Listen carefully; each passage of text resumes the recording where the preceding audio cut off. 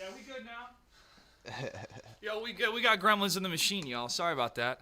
So I told the OBS to mute the microphone in one of the scenes, but it muted in all the scenes for some reason. I don't know why I kept doing that. So we're gonna start again. Hey everybody, welcome to the J.Gray podcast. We got all the gremlins out of the machine. I'm joined by Bradford Vaughn, aka Scar. What's up, man? You had a great flight, well rested, ready to talk about some Mortal Kombat. You and I have known each other for a couple years now, since the MKX days, online, ESL, those online matches. What has your background with the FGC been like? I mean, tell me your personal history all the way up to now. Well, I started with MK9. I guess you can call it like the turning point for NetherRealm Studios. Is really when the new age of MK players took off. So I was kind of part of that. My first competitive fighting game was MK9, so I started with that. Beforehand, I really was just a button masher. All the fighting games before that, I didn't really dive into the competitive side of things. But with MK9, I decided that it was going to be my first game that I actually try to do like combos and stuff like that. So I think I started off watching YouTube and got a hold of like Rio's videos and stuff like that, like the people who were already doing it. And I was just an online warrior for the longest, and then I linked up with Star Charger from Texas, and he got me on with the Cage Boys. They was already doing it, so I linked up with like Cat and Showtime, and they were already doing the competitive thing. And I was so used to the online world, I had to adjust to the competitive side. So I got blew up when I first went offline. Like everybody. Yeah, and I had to learn the competitive side and frames and, stuff I wasn't used to. And just started hanging out with those guys, getting games. Eventually started traveling. And, yeah, man, fast forward, a bunch of Evos and tournaments in between. I came up with a lot of losses. Like, I came up short a lot of times before I was able to like finally find that lane. I failed so many times, but I was working at the time, and I would just stack my money. I probably go to like probably at best 3 tournaments a year, but I love doing it, and I stuck with it. So eventually I broke through with MKX, and so boom, just been going ever since then. How many cities have you been, can you think of, ever since you started to travel for this game? Because I started a count of how many cities I've been to just in my career, which is coming up on 10 years. And like, dude, it's not just cities, but countries that I've been to for different events, outside of the FGC, which has been great. But yeah. I always love going to Chicago. I love that city, and I always look forward to going for any excuse for me to go. But yeah, I mean, you've done a lot of travel. I've done a lot of travel. I don't really think I keep up with the amount because it just feels like it's just been so many. But I probably have to say I've been about constantly like probably like 15 states. Yeah. Almost. The regulars like the Atlantas, Chicago's, LA. Just places like that. But yeah, I've been everywhere. I don't really keep count of it. I just go, and it's just how I don't really keep count. I just keep going. Is there any place you'd love to go? Like, I want to go overseas, man. Like, yeah. I have yet to go overseas, but I kind of dread that at the same time because I know I hear about these 15-hour, 17-hour flights, and I'm like, bro, I don't know if I can do that. Bring a book or two, download some movies on a laptop, man. That's how I've done. I've traveled to Poland, Germany, and China a number of times, and when you look at that, oh my God, I have 12 hours to go, and it's already felt like forever. That's when you try to teach yourself meditation and sleep and all sorts of stuff, especially, when you're flying. When you're flying economy, which is nothing wrong with flying economy, but I'm 6'2" with broad shoulders. I was gonna say that, so I'm like, after a couple hours, like, yeah, my shoulders are very sore. I hurt, but oh well. I mean, dude, it's better than being on a boat for months, which is how we got around 100 years ago for the same amount of time. So I have to kind of check myself and be like, okay, well, it could be a lot worse. You could be taking a long time to get there, a 10th of the year of your year to get to a different spot. So in that type of context, yeah. I mean, flying is definitely better than the alternative.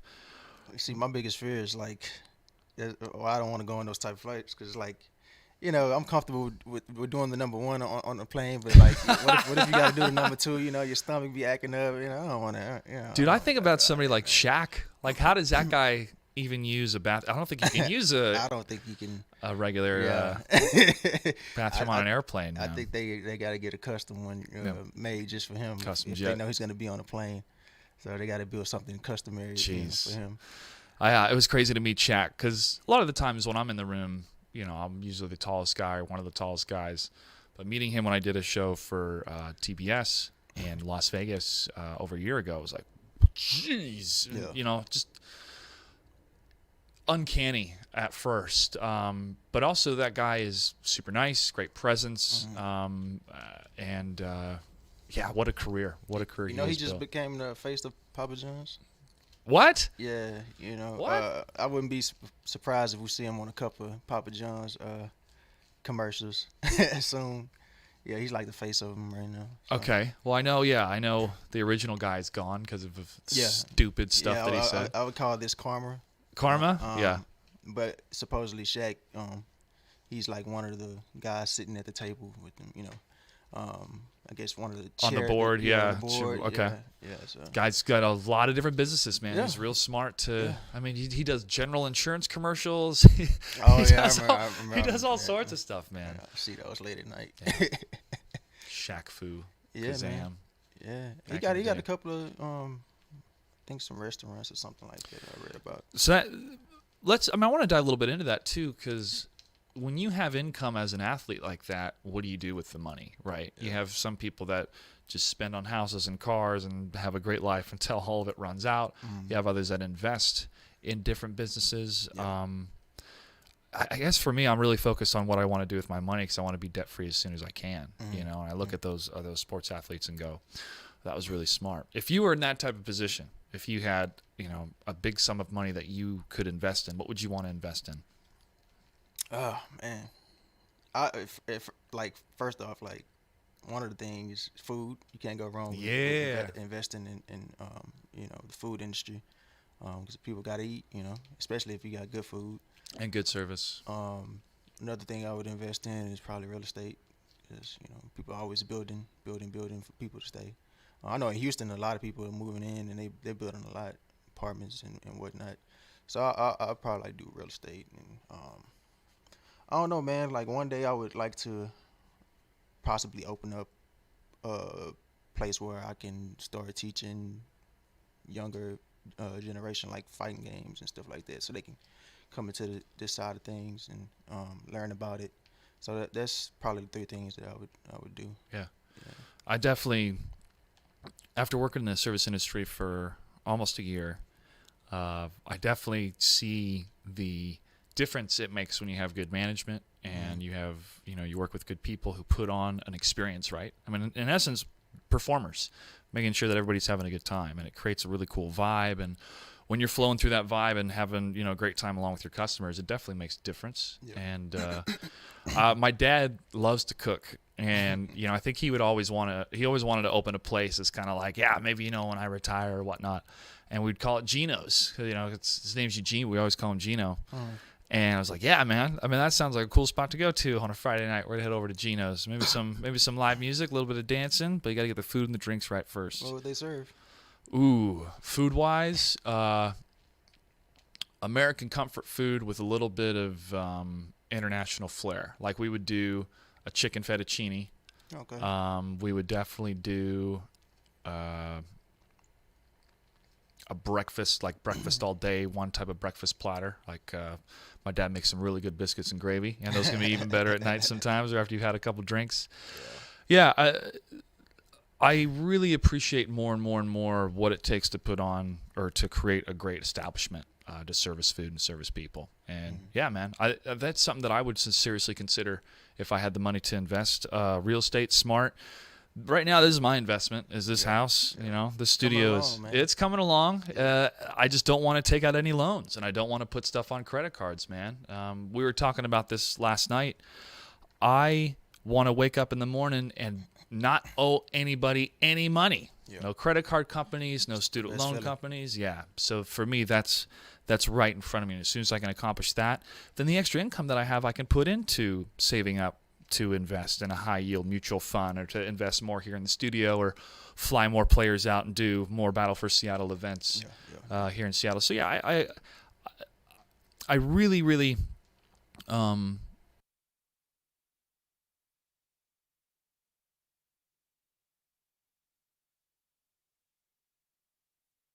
appreciate the value of the dollar a lot more when it's spending my own money on producing stuff, compared to getting a contract for another company and wanting to execute the best way that I can, put on the best show possible.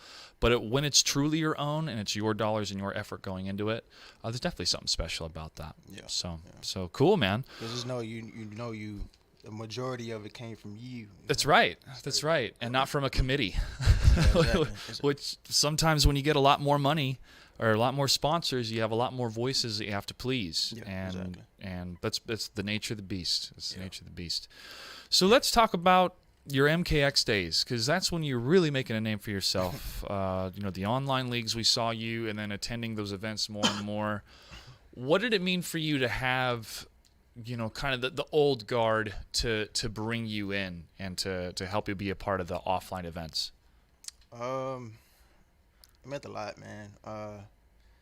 For me to do what I did in that game I felt like it was a long time coming. After so many failures, after trying, and it's such a risk, doing this. You know what I'm saying? Because nothing's guaranteed. It all comes down to skill and how much preparation went into it. Those who work hard, you're gonna see the results. And even then, you just never know. Crazy stuff has happened during these tournaments, so you just never know. But yeah, man, Sonya, it changed when I picked. Like, I had no plan on playing that character, and I didn't know how strong she would eventually become. Yeah. You were impressing everybody. Brett Beeling, who helped make the combat class with me, would watch how you would execute with Demolition Sonya and just be so impressed, but how tough it was. So can you break down for the layman what you were able to do with that character and some of her variations in Mortal Kombat X? Well, you can start with Special Forces. She's able to summon a drone, and she can get different mix-ups off this drone. It has a drone shot. It's like a shot that tracks the opponent. So you can go for like her back 1 mix-up or back 3 mix-up, and you can just throw in that drone shot, and they kind of have to hold that because you got this thing flying on you in the screen, but then you got Sonya trying to go for mix-ups, and you don't want to press a button at the wrong time because that shot can actually launch you. She can get kind of like a little combo off of a little juggle. She had Covert Ops, which was like her old style in MK9 with military stands. And she gets a command grab off that.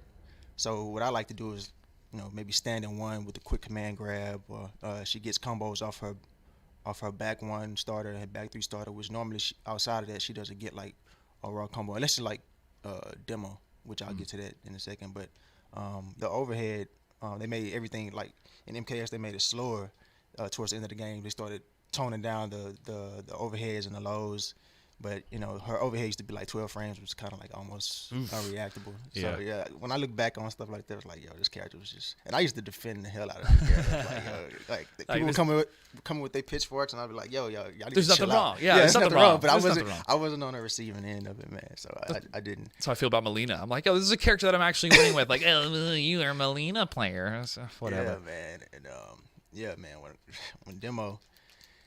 When demo really started to take off, man, and the reload tech was found, and man, she was hitting people for like 50 something in the corner, 1 bar. Oh yeah. So yeah, you would lose a pretty good chunk of life into a bomb Oki. You know what I'm saying? And when I say Oki, it's like I throw a bomb on the ground, and you have to hold the next mix up because that bomb is just sitting there, and it's like, what can you do on wake up with that bomb right there? You're forcing a decision. Yeah, and you would just have to hold the next mix up, and if you guess wrong, you die. And she also had like reload combos mid screen, which you really wasn't supposed to be able to do this stuff, but it was in the game. So yeah. You have the tech. Why not use it? Yeah, and I had fun with that, and that was her most dangerous variation, and everybody was scared of that. And when ESL came, man, I just, hey man, I just took off with it. I ran with it, and the results speak for themselves. So Yeah. Well, isn't it amazing too how better the netcode is ever since I would say even Mortal Kombat 9. But I look back on MK9, I'm like, how did we play this, man? Like, this is just horrible. Like, but we love the game so much. Like, we just stuck with it. But it's hard to imagine how I just don't see it. That's what was available for us at the time, and we just had to run with it. But now the netcode is just some of the best. It's like butter, dude. Yeah. Playing the stress test for Mortal Kombat 11, I was like, oh, I've said this many times with the MKXL update and the Injustice 2 continuation of the netcode. It feels like I'm playing somebody in the same room. Exactly. And that's the best way. That's the only way to experience fighting games, really. I mean, you have to make those decisions so quickly, so in your face, and you get punished so hard if you miss. Compared to a first-person shooter, if I miss the first or second shot, that's a big deal when I'm up against pros. But if I miss the first or second shot when I'm just playing randos online in a game like Battlefield 5, okay, I can readjust, boom, and then I got it. Yeah. Fighting game, no. I mean, when you and I were playing Dead or Alive 6 last night, I was getting my ass kicked because I would miss, one button, and then all of a sudden you could do this insane combo, insane mix-up combo where I'll press hold and be like, oh no, I'm kicking right now, bro. Yeah. So having the online flow opens the doors for so much more intensity and legitimacy. Yeah, I'll use that word, legitimacy, online. Yeah, you get a lot of better precision. You're able to do things and make those split seconds decisions. And the tools are that good, there's no excuse. And be like, oh yeah, there was lag. We'll get better internet, bro. Or get off Wi-Fi. Yeah. I'm so looking forward to Mortal Kombat 11. We're gonna jump into that in a little bit. So Mortal Kombat X, you're getting some good results. You're traveling for a bit. You're making friends. What was your initial thoughts about the community when you were first getting the online interactions and then coming in and meeting people in real life? What was kind of your initial thoughts, and did those change over time? I mean, offline, like, the community is great. I don't have a problem with anybody. But me, myself, I'm more of a loner.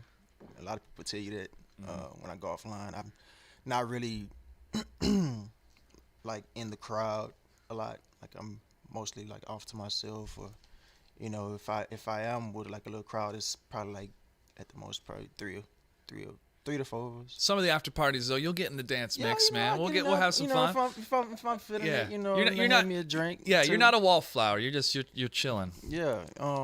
But the community is great. It's just when they get online, they get a little. Yeah. Yeah. But offline people are buddy, and there's no drama. I've never seen too much drama offline. So. We got a lot of trigger fingers on Twitter right now in the NetherRealm community. And let's dive into this, dude, because I think that there's a lot to unpack here. There's a lot of complexity in the human condition, all kind of boiled into what's happening with the NRS scene on Twitter right now. We have a group of people that have accomplished much and have EVO titles and other titles under their belt, right? Like, they have definitely proven themselves in multiple game titles in the past, and they should be respected for it.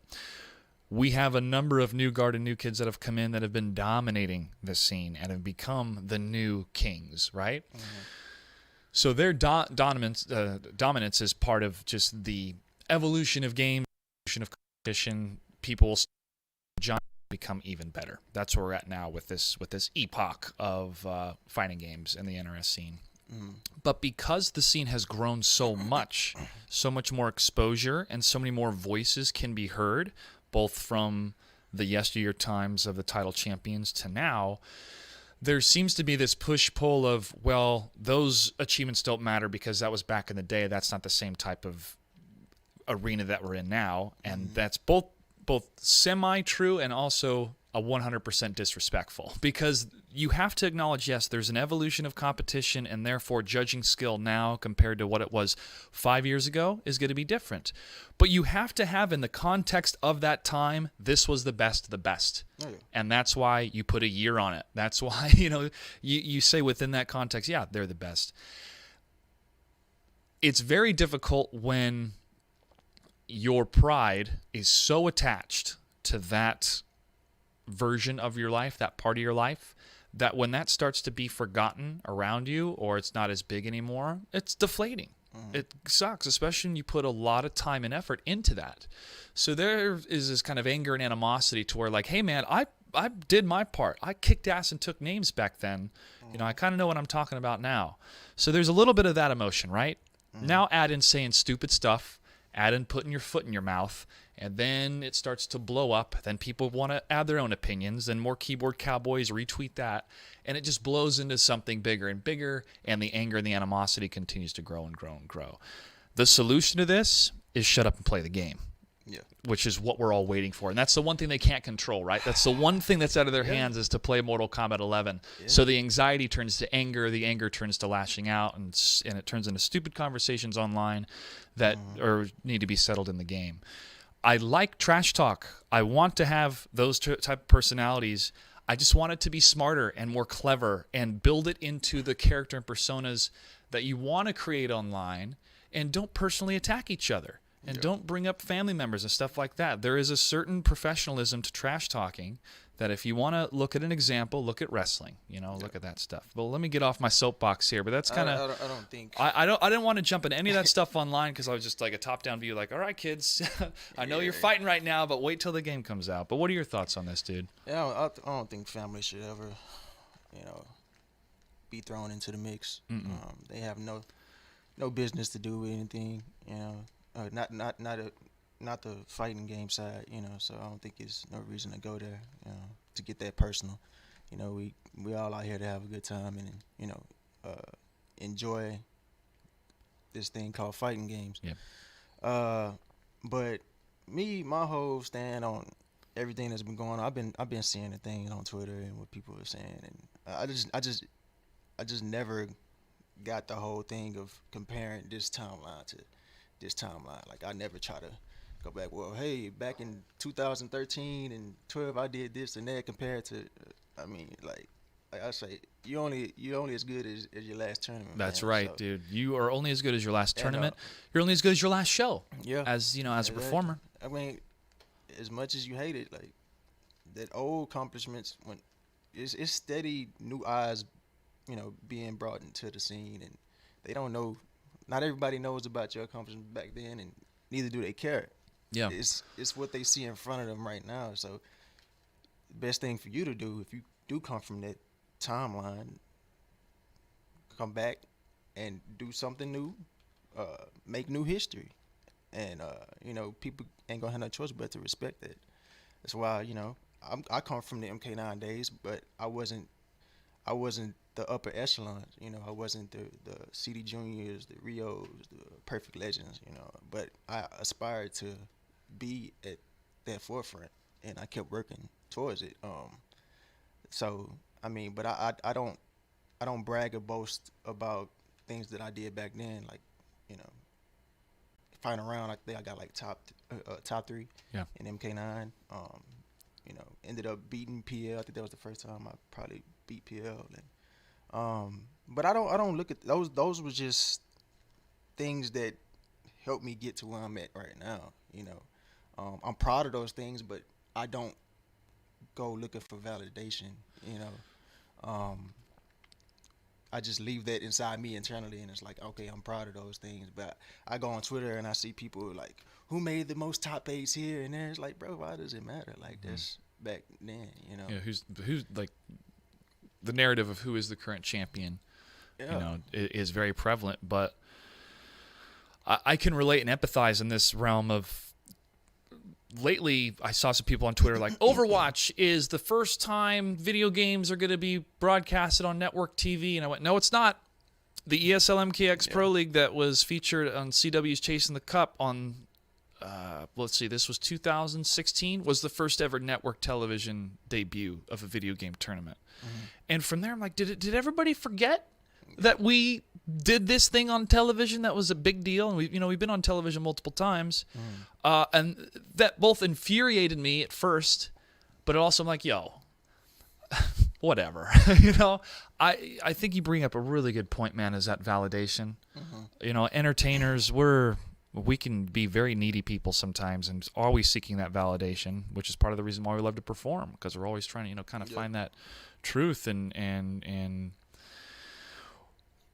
when I would find myself being very prideful, be like, well, I made something that made it to television, or I've done this many seasons with Warner Brothers and stuff, be like, hey, that's great, and I'm so grateful for that body of work, and it truly is a dream come true. Like, I made my 5-year-old dreams come true. But I can't let that define who I am for the rest of my life, and I can't let that define my ego when I go into an interview to be a producer, or to go in for an audition to be a host or as a voice actor. I have to bring my A game every time. And I can't be like, well, I did this thing back in the day that was awesome, so you should give me the role and give me the part. It's like, no, I should be right for the role, right for the moment. And it's very tough, bro, because some days I'm like, I'm seeing people, making some good money on the internet. I'm seeing people making great money on television and stuff like that. And be like, I wish I had that money. I wish I had that prestigious role or job so that I could pay off all my debt and get everything done and then move on. So part of me wants to use my history and my past and my resume and body of work to validate why I'm good for this role. But again, it's a case of where your greatest success can also become your greatest failure, or you rely so much on your previous success that you're not honing yourself, you're not getting better, you're not practicing, you're not pushing out of your comfort zone, you're just resting on your success. And that's one of the things that I have had to struggle with internally in my mind of, I made this amazing thing that made it to television. Why aren't producers calling me? Why am I not in a room pitching to HBO how we can live stream Mortal Kombat 11? Part of me gets like, why is this not happening? And I realize, bro, there are so many people that have been producing TV shows a lot longer than you that I'm sure have had these same ideas or would like to do the same thing, but there's too many contracts or all this other stuff that's totally out of my control. What I can control is how I look at my previous successes, how they can motivate me, give me internal validation of I have done something that was good enough to be acknowledged and put in this professional realm. I know I can do it again, but I just got to keep moving forward. And I have to say, jumping into the service industry, hey, Selena.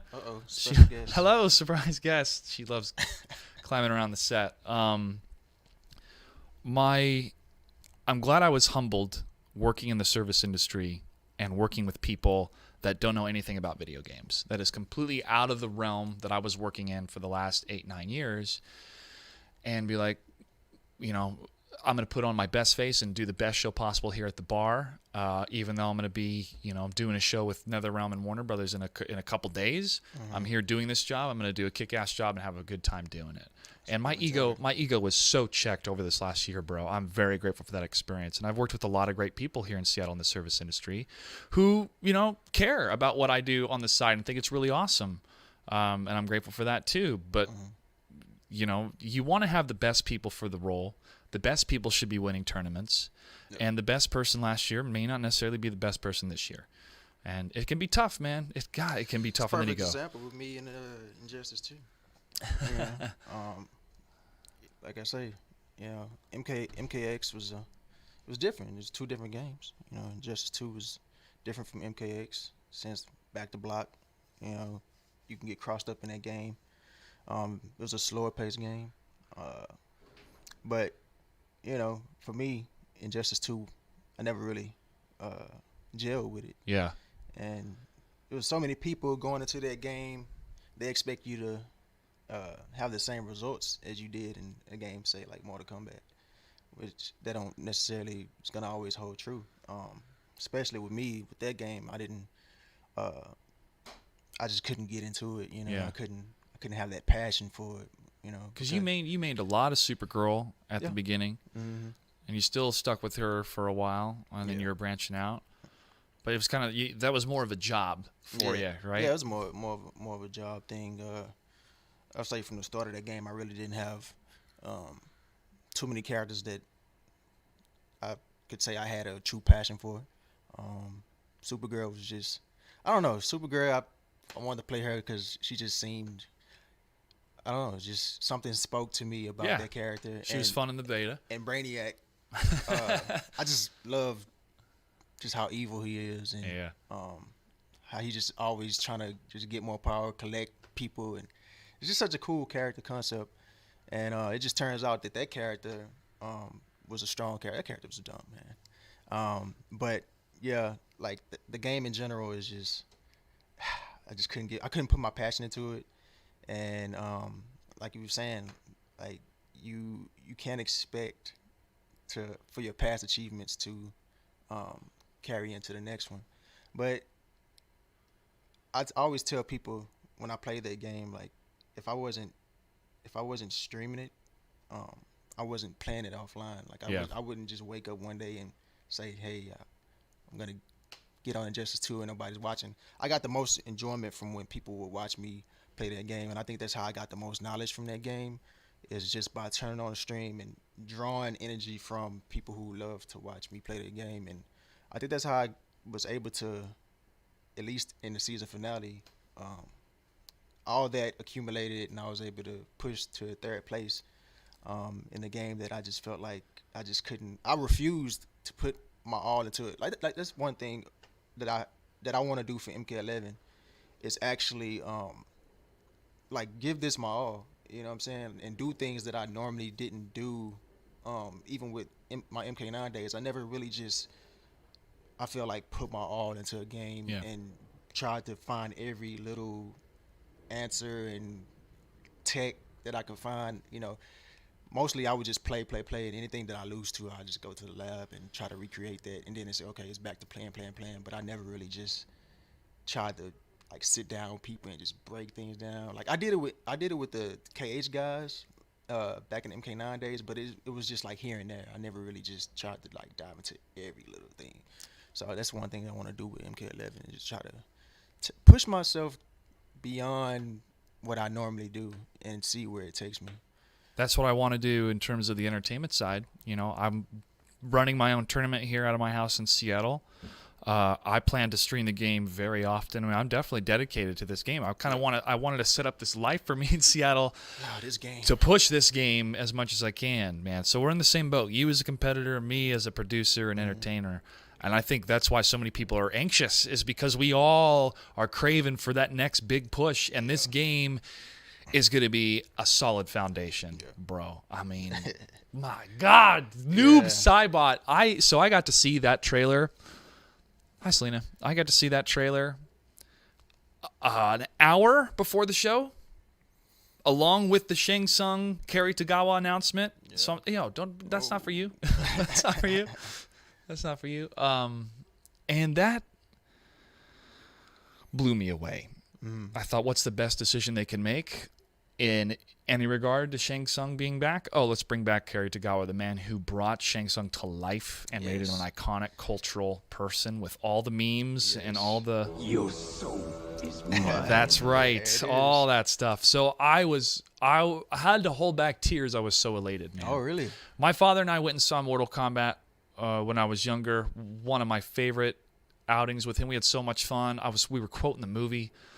I mean, when Johnny Cage says, "Those were $500 sunglasses, asshole," I would laugh so loud. Like, I remember that moment. And when he was watching the show live along with my family, they always watch when I'm live hosting stuff, and he texted me like, "Whoa!" He was so floored. All these memories are flooding back. He was so excited, and I go, "That's exactly why that was the best decision, because this connects everything Mortal Kombat for the last 26 years." And we have Ed Boon, who's been designing this game since day one of Game 1. Yeah. How many game developers can say that? Not a whole lot out there. Not many. I mean, we're talking like the same amount of time he's put in as like a director like Steven Spielberg, or producers like Brian Grazer. I mean, this is This is just better and better and better and better and better. And I even talked about some of my concerns to the team from Injustice 2 being loot. I was like, guys, I'm tired of spending hours and hours and hours playing as Catwoman, and no Catwoman loot that I need is dropping.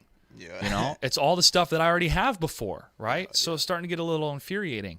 Will that be addressed in Mortal Kombat 11? And they said, yes. Okay. And they gave me more details, but I won't share anything at the moment. But that's definitely something that they heard and they will address for this game. You know, one thing I love about Injustice, that's the one thing I love about Injustice 2. If I didn't like anything else, that's one thing I love was the gear system. I would be in those multiverses, man. I'd be trying to get that new gear. It was so much fun. It gave you such a great incentive, and at the same time, you're getting better at the game, right? And then having the AI option, which, let's be frank, folks, I definitely grinded some AI for 2 days in order to get Catwoman some of her best stuff. But I would take a break from doing the AI and then just go back to playing. But I would watch the AI and go, okay, what do they use to connect that combo string? Or, oh, that is a wake up. Why don't I use that? It was a really good example to show here's what your character can do. That's great you mentioned that, because that's one thing that a lot of people might not know, that you can draw. If you don't know any combos, you can always set the computer to very hard, and they will show you. It might be some wacky optimal conversions, but it's a base. You know what I'm saying? And they do convert their combos, and it's something that you can mimic until you're able to move on to, the more advanced stuff. Yeah. But putting it on very hard, the AI will show you different mechanics that you can go to the lab and try to. What was that? Was that a wake up? Or, you can go to the lab and figure those things out. So it's great that you pointed that out. I love the tutorial and training mode that they put in, even with the latest update with Injustice 2. If I had that type of tutorial in Mortal Kombat 9 of here's what this does, here's a combo string, here's how to block, here's how to punish, here's the frame data, it would have helped me immensely. Because my fighting game days as a kid was button mashing and then trying to figure out a couple special moves and zone. And then, didn't fully understand the concepts because I didn't have a really good guide or teacher to sit me down and explain with wisdom, here's what this means, here's how this works. Once the entire community starting to do a better collective job of explaining those things, and YouTube, which didn't exist, 10, 15 years ago, that allowed people to slow stuff down, show you how it works, how to break that stuff down. Again, that's where some of the animosity comes from the old guard, where we didn't have YouTube and these tools to teach us how to be better. It was just us and our friends on our couches trying to figure it out, right? Yeah. So now you have all these tools. I'm so grateful and so glad because my parents have watched that stuff and they have a good understanding, very layman understanding, but they have an understanding of, okay, this move is faster. He hit the button at the same time, but he connected with him and that's why that worked. They understand the game concepts. They couldn't name any of the moves, but why do they get that? Because that's the same in fighting in real life. And I fought in real life for a decade doing Taekwondo and Brazilian Jiu-Jitsu. And they came to my tournaments and, they'd see either me get my ass beat or me kick some ass. I got gold medal in sparring at one of those, which was awesome and a wonderful feeling. I have my front page in the paper kicking this dude in the head, really close. It was awesome. And I have a lot of pride with that stuff because it to me translates so well to a fighting game. You can understand those timings just as you could kind of get in the headspace of a fighter in the ring going, his jab's going to be this fast. If he gets on his back foot, then he's going to lose a little bit of weight. That gives me another second. I could jab in. You're trying not even to think about it. It's just a feeling. Yeah, but a lot of people see this. This is what we need to try to get to those people who are looking on the outside in and they don't necessarily get that. Yeah. That bring the microphone a little bit closer to you. Yeah. Yeah, you can hear me better now? Yeah. Yeah, we have to get people who are looking on the outside in to understand that as well. It's the same as these athletes who are, the UFCs and stuff like that. Yeah, we were talking about this. Let's dive in because the word athlete. Yeah.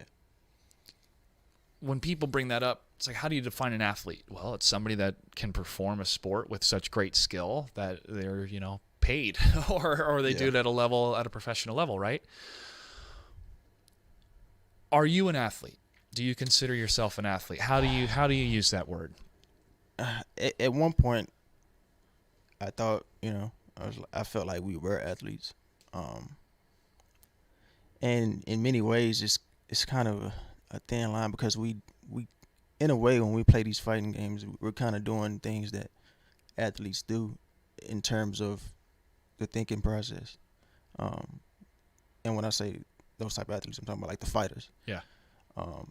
And it doesn't even really have to be fighters. It could be like football, anything like split-second decisions, knowing your opponent's tendencies and what type of plays they like to make. Like we process all that in our heads. The only difference is we're not out there physically running around and stuff like that. It's more so reactionary in your head, that type of thing.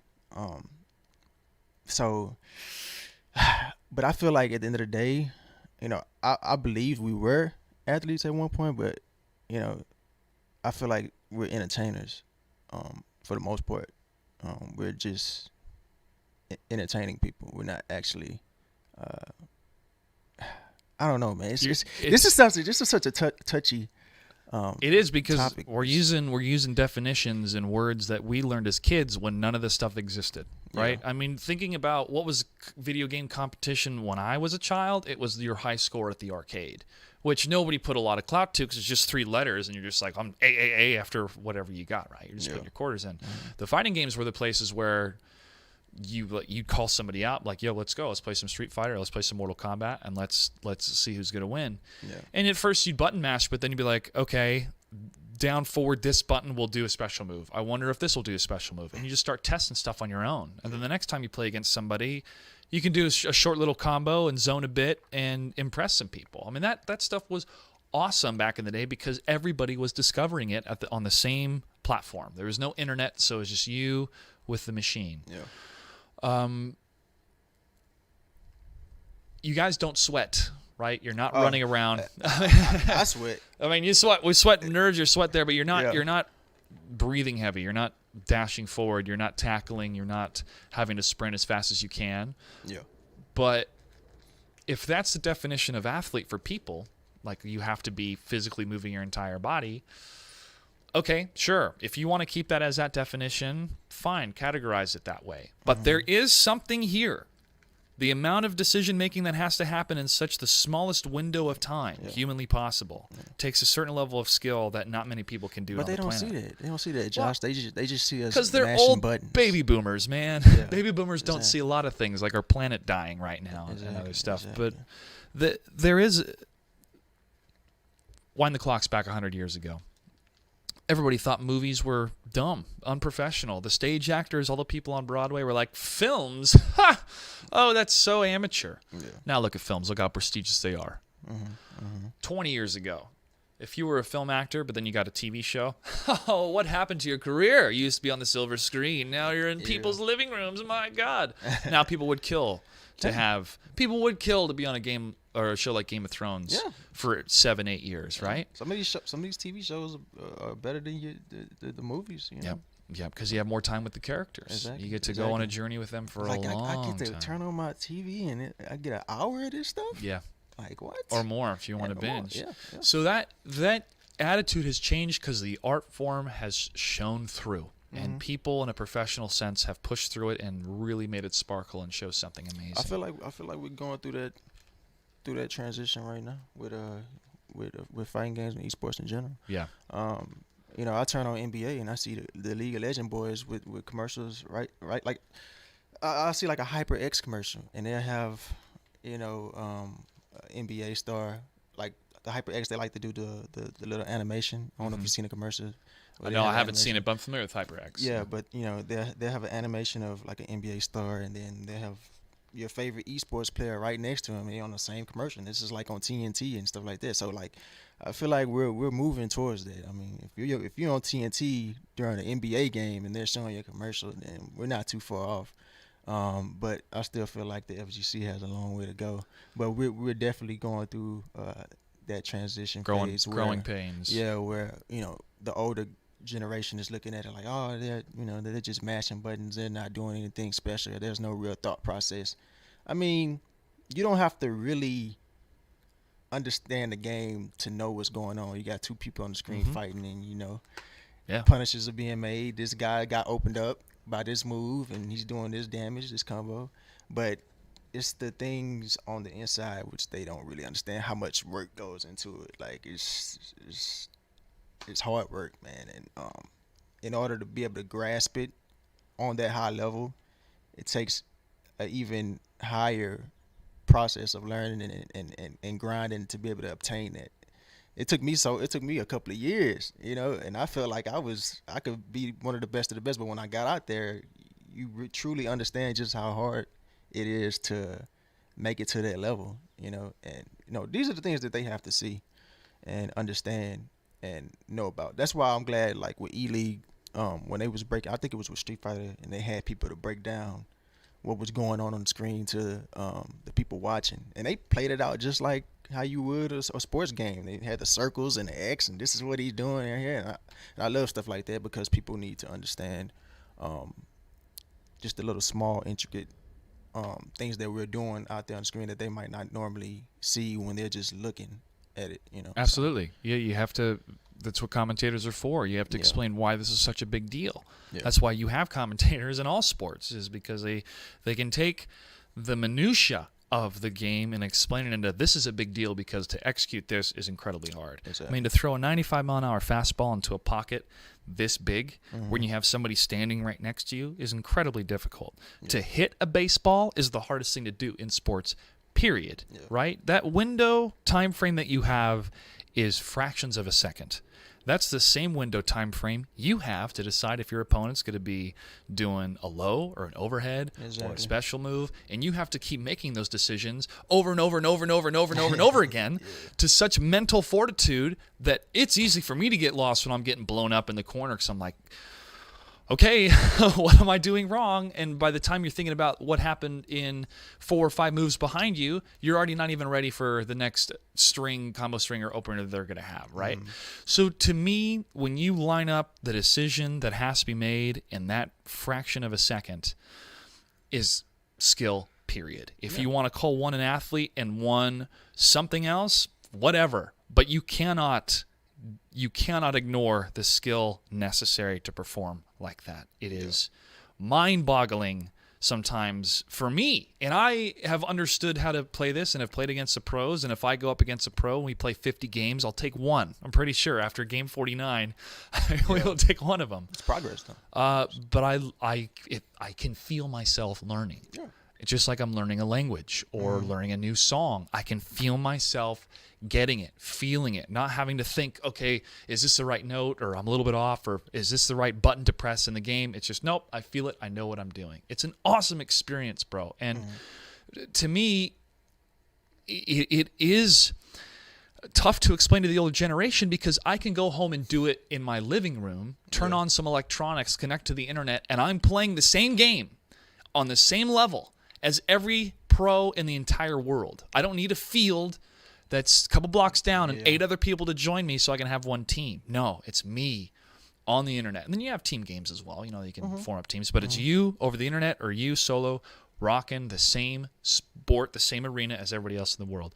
Now, the other thing, too, that separates the gaming side compared to traditional sports is we have a new game every 2 to 3 years. That's true. Right? And that's true. I don't think that's ever going to change because what's the ultimate goal of a video game developer? Game sales.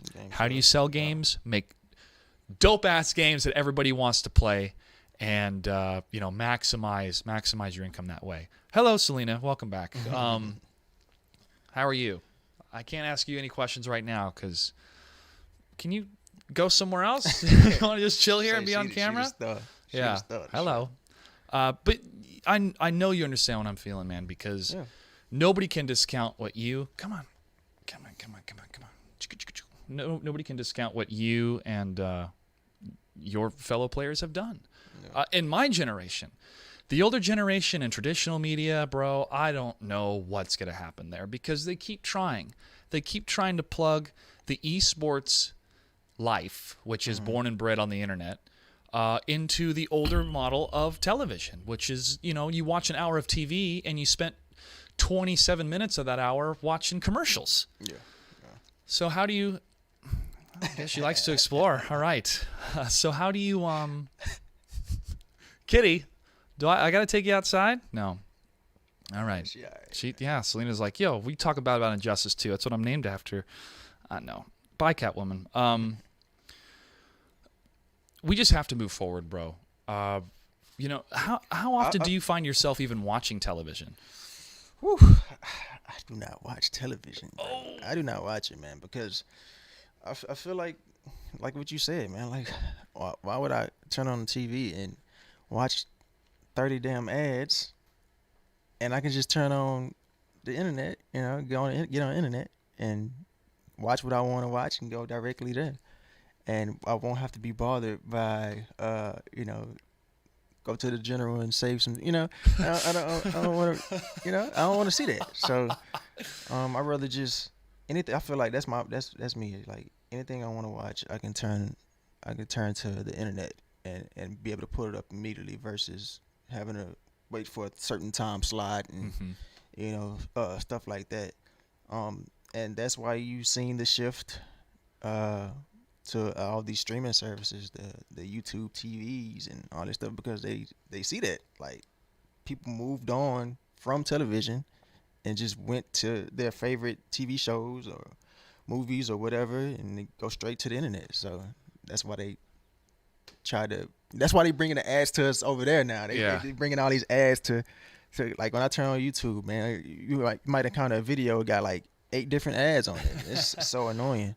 But that's why I got that YouTube Premium for now, is so I can skip all them ads for $10 a month, something like that. Mm-hmm. $10 a month after month, that's a healthy chunk of change. However, I just think about all the time that I save not watching advertising. Mm-hmm. Our generation is moving away from advertising, and I'm grateful for that, because it's a model that is tough to balance from the creative integrity side, right? We want to do a Mortal Kombat tournament, but one of our sponsors doesn't want to do the violence. So can we tone it down? Like, no. Or not do fatalities? No, that's part of the game. We definitely want to keep that in the game. So that's part of the struggle, right? Our generation has left the advertising model, and we are now in the subscription model. As you said, Hulu, YouTube, HBO, Netflix, Amazon Prime. Then you can add different channels onto Amazon Prime. I can get your Stars and Showtime and all that stuff.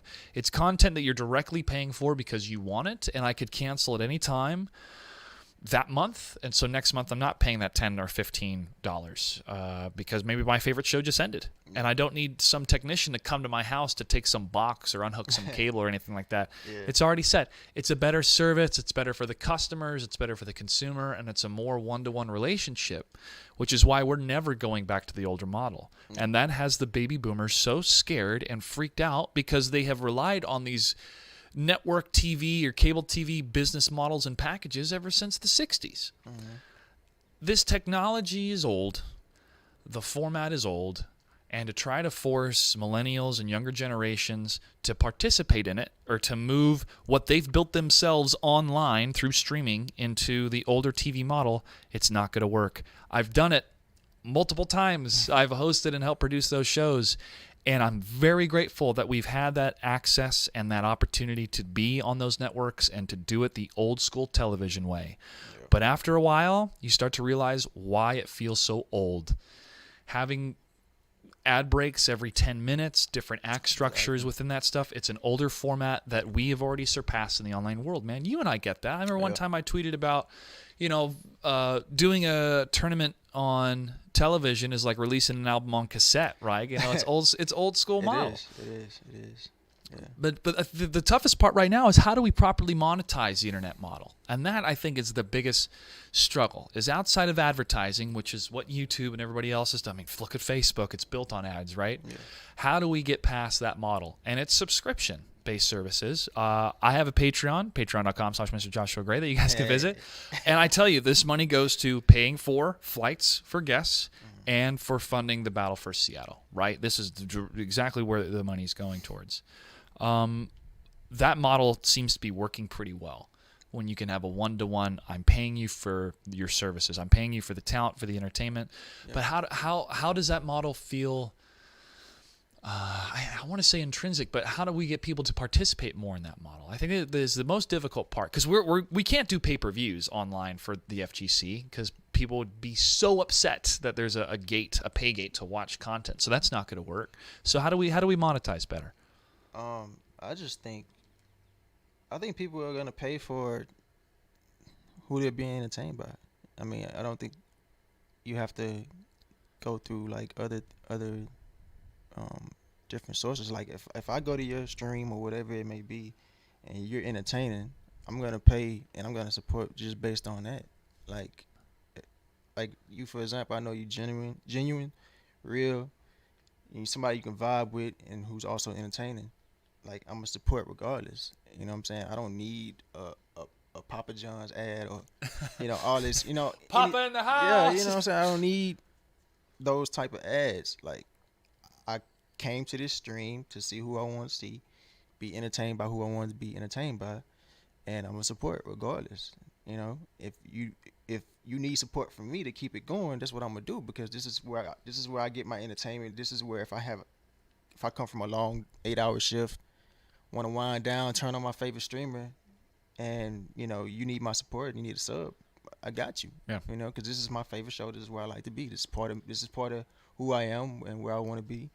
So and you feel more of a relationship with that person. Yeah, and I don't feel like you have to go through any other company or whatever, because like you said, take Mortal Kombat for example. Like if they feel like their brand can't be associated with it, then what do? You know what I'm saying? They want you to, we don't want you to do a fatality or this because it's too brutal and we don't want our business associated with it. It's like, okay, well, if it's just me and I got a strong following, then I can build up on that. But yeah, it's gonna take some time before we figure out exactly the right formula for it. Yeah, we're getting there slowly but surely, because you have your channels, you have your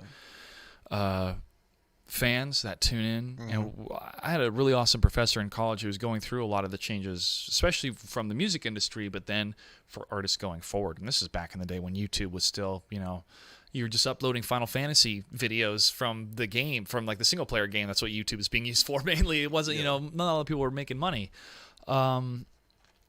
He said if you have 1,000 true fans, and you defined a true fan as somebody who's willing to pay up to or around $100 a year on your merchandise, your album, your stream, donations, whatever, you're set as an artist. $100,000 coming in a year. Loyal followers? Yes. Yeah. Half expenses, other half save, or third expenses, third save, third pay off taxes or save or whatever. Mm-hmm. Yeah, you can run a business for the rest of your life that way, as long as you can maintain those 1,000 true fans. And that's what the internet has done. It has created all of these different avenues that you can create your own channel. You don't need a satellite truck and $100,000 worth of investment just to make it happen. We truly live in the era of the self-made. Like it's self-made amazing. Entertainer. Yeah. Like back in the days, they didn't have this, so they aspired to be like those guys they seen on TV. But in order to be those guys on TV, you had to step out the house. Now you don't have to. You can be your own. You can make your own brand just sitting at home, and you could be this star just by sitting at home. So many people I see, whether you're funny or you're great at first-person shooters and stuff like this, you do it all outside your home. Whether you're making skits and stuff, and I see so many of these comedians who are just, they're funny as hell, and then next thing you know, they're on Wildin' Out with Nick Cannon and stuff like this, and they started from just doing skits in their own home and building those followers, and you get enough buzz, and boom, you take off. Those opportunities and those offers are gonna come for you, because people can't deny that you have this big following, and you bring in, you generate a lot of views and a lot of attention, and that brings in the moolah, and it just takes off, man. And so like I said, we live in the era of the self-made, and it's nothing to take your talent and spread it throughout the world, just like that. So yeah, man. And here we are. It's a beautiful thing. That's exactly what I've done. It's a beautiful thing, man. That's what I thought a year. Now it's been a year. Last February, when I moved here to Seattle. And I'm in LA. I'm doing great. My first year is running my own business, loan out company, Clutch 8 Productions. That's how people were hiring me for all these side jobs. It's how I produced and hosted the Injustice 2 Hometown Heroes series, because I had officially left ESL as an employee, but I maintained great relationship with them and continued with that contract and executed as an independent producer. And at first, I'm like, okay, I'm starting my own business, filing the paperwork, having a registered agent, filing the proper taxes. It's a little bit daunting. It can be. Yeah. Because they don't teach you that stuff in school, unfortunately, like they should. But I got to do it. Let's do it. And other people can do it. I'm sure they figured it out. I talked to a couple other people, online. Went with LegalZoom, so I felt protected. I was doing it right. Got it done. Good year, but I was like, okay, how can I minimize my expenses the most, right? How do I minimize my burn, maximize my saving potential, and get out of debt as fast as I can, still maintain my independence, and produce content? Voila. Here we are. Okay, put some stuff on some credit cards, bought some equipment, set it up all myself with the thought of just it's going to get better over time, but this truly is the time to be the independent producer. You can access everybody in the world via YouTube, Twitch, Mixer. Go for it. And when you got to make money, work in the service industry. Technically, you're still hosting, right? You're not in front of a camera, but you're in front of people, and you're making sure they're having a good time. You're honing your skills. Exactly. And it was daunting, bro, because to leave guaranteed income from a couple different job offers in LA and a job offer or two up here in Seattle, where I would not be able to be independent. I'd have to keep everything either in-house or couldn't do my side projects. I didn't have enough time. I told myself, no, I'm going to keep the independent fire alive until at least another year, if not till I'm 35, and see where that takes me. Yeah. And what better time to do it than when the greatest video game of all time is about to come out with Mortal Kombat 11, okay? Yeah. So that's been the last year in my mind going, did I make the right decision? Think a couple months were tough, definitely living on rice and beans for a bit. But yes, absolutely, dude, I have, because having you here, having more guests in the future, and just making cool stuff. If I get 1,000 subscribers on YouTube in the next couple months, excellent, goal reached. If I don't, I'm still proud of the content. I'm still proud of the work. I'm still proud of the body of work, and I'd love to share with anybody. But it's tough, bro. It's tough mentally sometimes, especially I'm 32, almost 33. You're almost in your 30s. Yeah, I just turned 30. Just turned 30. So when you're in your 30s, you start thinking, okay, what's the rest of my life going to look like? Where do I want to be at 40, at 50, at 60? Yeah. And that's when you have to make some tough adult decisions.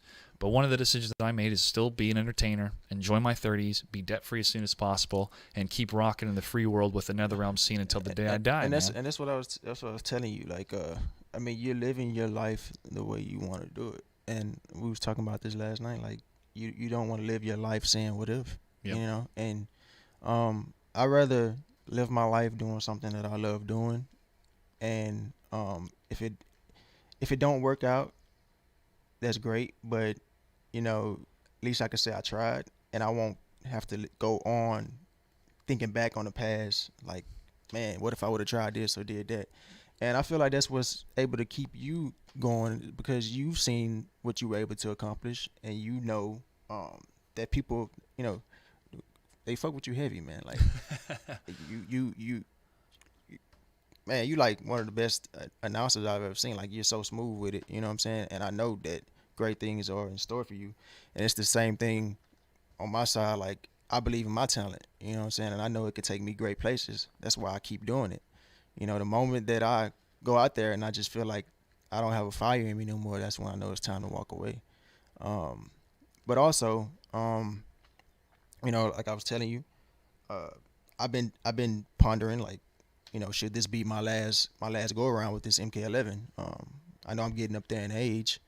I don't feel like I want to do this forever. My dream is to be able to make money in this industry without having to touch a controller. That's what I really want to do.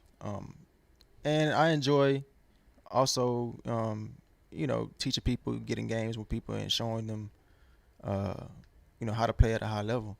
But, I've been doing this since 2011, 2012, and that's a while. Yeah, but even if you think it's always a couple of years, like 2012 feels like forever ago. Yeah, it feels like, especially when you're a competitor and you're traveling and you're competing and year in, year out. But it's tough, man. This realm that we live in is tough. This, especially being an NRS and stuff like that.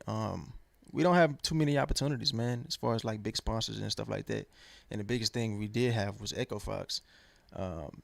And if you wasn't on Echo Fox, or if you're not on Noble or PG and stuff like that, you pretty much asked out. We don't have too many big selections. And I got a couple of friends who they've came to me and like, hey man, do you know any good sponsors? And it's like, it's hard, man. It's not too many people messing with the NRS scene, especially when we have stuff like the Twitter drama and we're going at each other next, and you have other personalities like Chris G, and they feel a certain way, and those potential sponsors, I'm pretty sure they see the stuff that's going on with the community, and it might shy them away from even messing with us and giving players opportunities, because they see or they heard from an individual who might have a little influence that the community is a certain way, and they don't want to jeopardize or take a chance on it. Especially when it's amplified more in our current outrage culture at the moment, where it just compounds and everybody's got to throw their 2 cents in.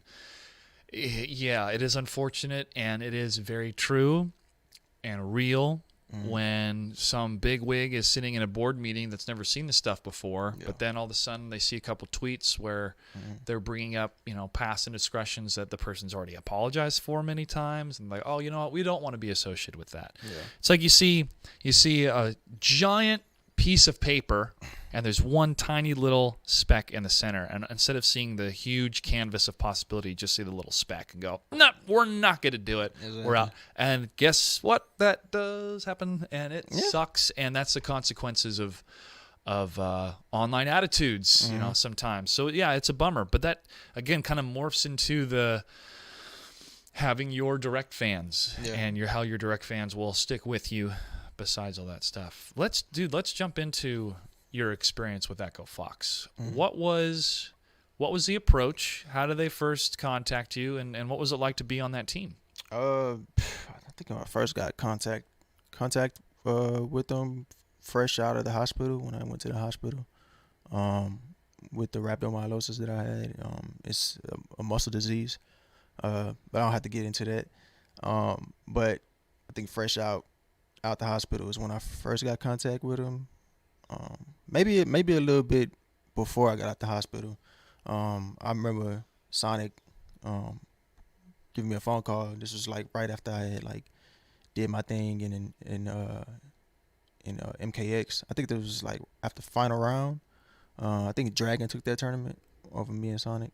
No, it wasn't that one. It was, I forgot which tournament it was, but anyway, Sonic called me, told me he had a big offer for me, and he told me it was the Echo Fox thing, and he let me know it was big news. It was a big opportunity, and this is something that I never imagined. I knew how big this was, and it kind of brought me to tears, because it's like, damn, it's like all this. I got to think about all the hard work I put into it. I'm like, yo, this is finally happening. Like I finally like made it big time.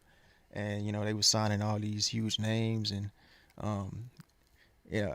I see these like the Tokido, Justin Wong and all. I'm like, dang, do I really supposed to be here? Like these guys are like legends, you know what I'm saying? And I got on with that, and it was surreal, man. I've got to do and experience some things that I would have never imagined, being on that team. And it was great, man. It was great for a certain amount of time, and then, towards the end, it kind of, I don't know, it kind of became like, you're playing for this team, but also you don't really. I mean, you're going places and competing, but you don't really have too much interaction with like the upper. Yeah. Outside of like meetings, we might have meetings, or like we might meet up for like a team day or something like that. But I'm grateful for the opportunities that they gave us, but at times I just didn't feel like a family type setting. And it's just a shame, man. Like how everything ended up happening. With them letting so many people go, and I just think that comes with uh, how they approached in the first place. You know, you're getting into something you don't really know what you're getting into, but you're throwing a lot of money into it, and you know, you have these investors, and if they're putting in money and they're not seeing a proper return on investment, then you're gonna have issues. And I think that's probably what happened is, you know, they got into the fighting game realm, and it's like, all right, who's the best of the best, you know, and we're just gonna buy them out, you know, and that's what they did. And then when you buy these people and you have them plan for you, and you don't really know how you're gonna get your money back out of them, that's when the issues start happening. So everything stopped like abruptly, like man, it was just one day you wake up and it's like, okay, you're back to square one. You know? Did it feel like it came out of nowhere, or did you kind of? Most definitely. Okay. You know, it all happened in a matter of minutes. You know, and it's kind of messed up because we're kind of sold this dream. Mm-hmm. You know, I've had a number of people sell me in a lot of dreams, my friend. Yeah. And it's like you big time now. You're hanging around all these stars, and you're in the Yankee Stadium, and you're right there next to professional athletes, and you know, you're like, damn, you know, I made it. All my hard work paid off. But you don't know what's going on behind the scenes. You know what I'm saying? And just one day, you're certain you because I spent 2 years with them, and you're so accustomed to living a certain way, and okay, you don't know what is going on in these people's lives. You know, you might have just bought like a new car, or you might just got an apartment or something like that, and then all of a sudden, boom, it's like, okay, well, you know, thanks, man, but you know, we gotta let you go. And it's like, damn, like, all right, what do I do now? It's like you put in all this hard work, and you finally feel like you made it. And that was I don't want to use MK 11 terms, but it really was a crushing blow. It really was a crushing blow to me, and you know, everything that I put into this, and to have that end the way it did, it really that's when I really started thinking about, okay, maybe I should start thinking about packing it up, because if I can make it to this level and then it all ends just like that, it's like you don't have that security, you know? And every time we step out and we compete, and just in this lifestyle in general, with NRS and fighting games and stuff like that, nothing is promised. Tomorrow's not promised. Like, yeah, that really messed with me. And I feel like, okay, you tell me we're family, and you know, go out there and do your best, and you know, hey, we love you regardless. But at the same time, you gotta realize it's a business they're running. You know, it's a business. They might tell you all this stuff, but if the money's not coming to this, because this is what you're in it for. You're in it for the money. You know what I'm saying? You love what comes along with it, but at the end of the day, you don't do this just for the love. You gotta make a return. So, you know, they'll tell you that, but at the end of the day, it's like, yeah, man. Yeah. Sorry, you know, you did good. Like I had made like finals. That was my main thing. Like I wasn't rocking with Injustice 2 like that, but I was like, yo, if I can make finals, I'm in there. Because I felt like that's how I look at it anyway. Like once the season starts, this is the main goal. Like you don't have to win the tournament. That would be good, but you need those points. So that was my main goal. It's like, yo, you know, that's what you want of your player. You want them to make the finals. That's why we're in this circuit. You know, we want to make finals. We want to win. And I made finals. I'm like, all right, boom. I'm pretty sure they're gonna be glad of that. Like I made finals. So I made finals, and then that's when I had got the news. I'm thinking I'm secure for at least another year. You know, I'm good for another year. You know, I made finals. This is what you want of your player. But, you know, little did I know what was going on behind the scenes. It didn't matter if I made finals or whatnot, you can still, it don't matter. You can still win or you can get your points and do all this and that and that. But if things are not good on the sponsors end, it don't matter how good you do. You know what I'm saying? If they're not bringing in the money or they're not, because I've seen plenty of organizations like the little small sponsors, like the little bullshit sponsors. They love coming into the scene and getting who's ever hot at the time just so they can represent the brand, but they don't really have a clear plan on how they're gonna get their money. So they end up dying out pretty fast. And I feel like this is no different. They weren't able to get the money that they put into us, and they was putting in some big money. And when you're doing that and you don't have a clear cut plan on how to get your stuff back, man. But you know, I feel like in the case of me, I feel like I do have a great personality, but we're players first. You know what I'm saying? So they had a big studio and all that. Like, you have players and you have people who, you know, you just got to bring that side out of them. You got to show them the way. You know, you have this big studio. Teach us how to, you know, what's the word I'm looking for? Media training. Yeah, like media training. Like, teach us that, because we're players first. And a lot of people just don't have that naturally. So, I mean, you can have somebody on the squad that show you the ropes and how to set up things and how to appeal to the masses and stuff like that. But I don't feel like we were ever given the opportunity. It was just like, okay, we signed you. You might not have the skill, but you better find a way. You know what I'm saying? But not everybody has that. We just so used to playing. But me, like, if you go to my stream, sometimes I act an ass. You know what I'm saying? But because that's in me. But I don't force it. You know what I'm saying? I don't try to like force that type of stuff or be something that I'm not.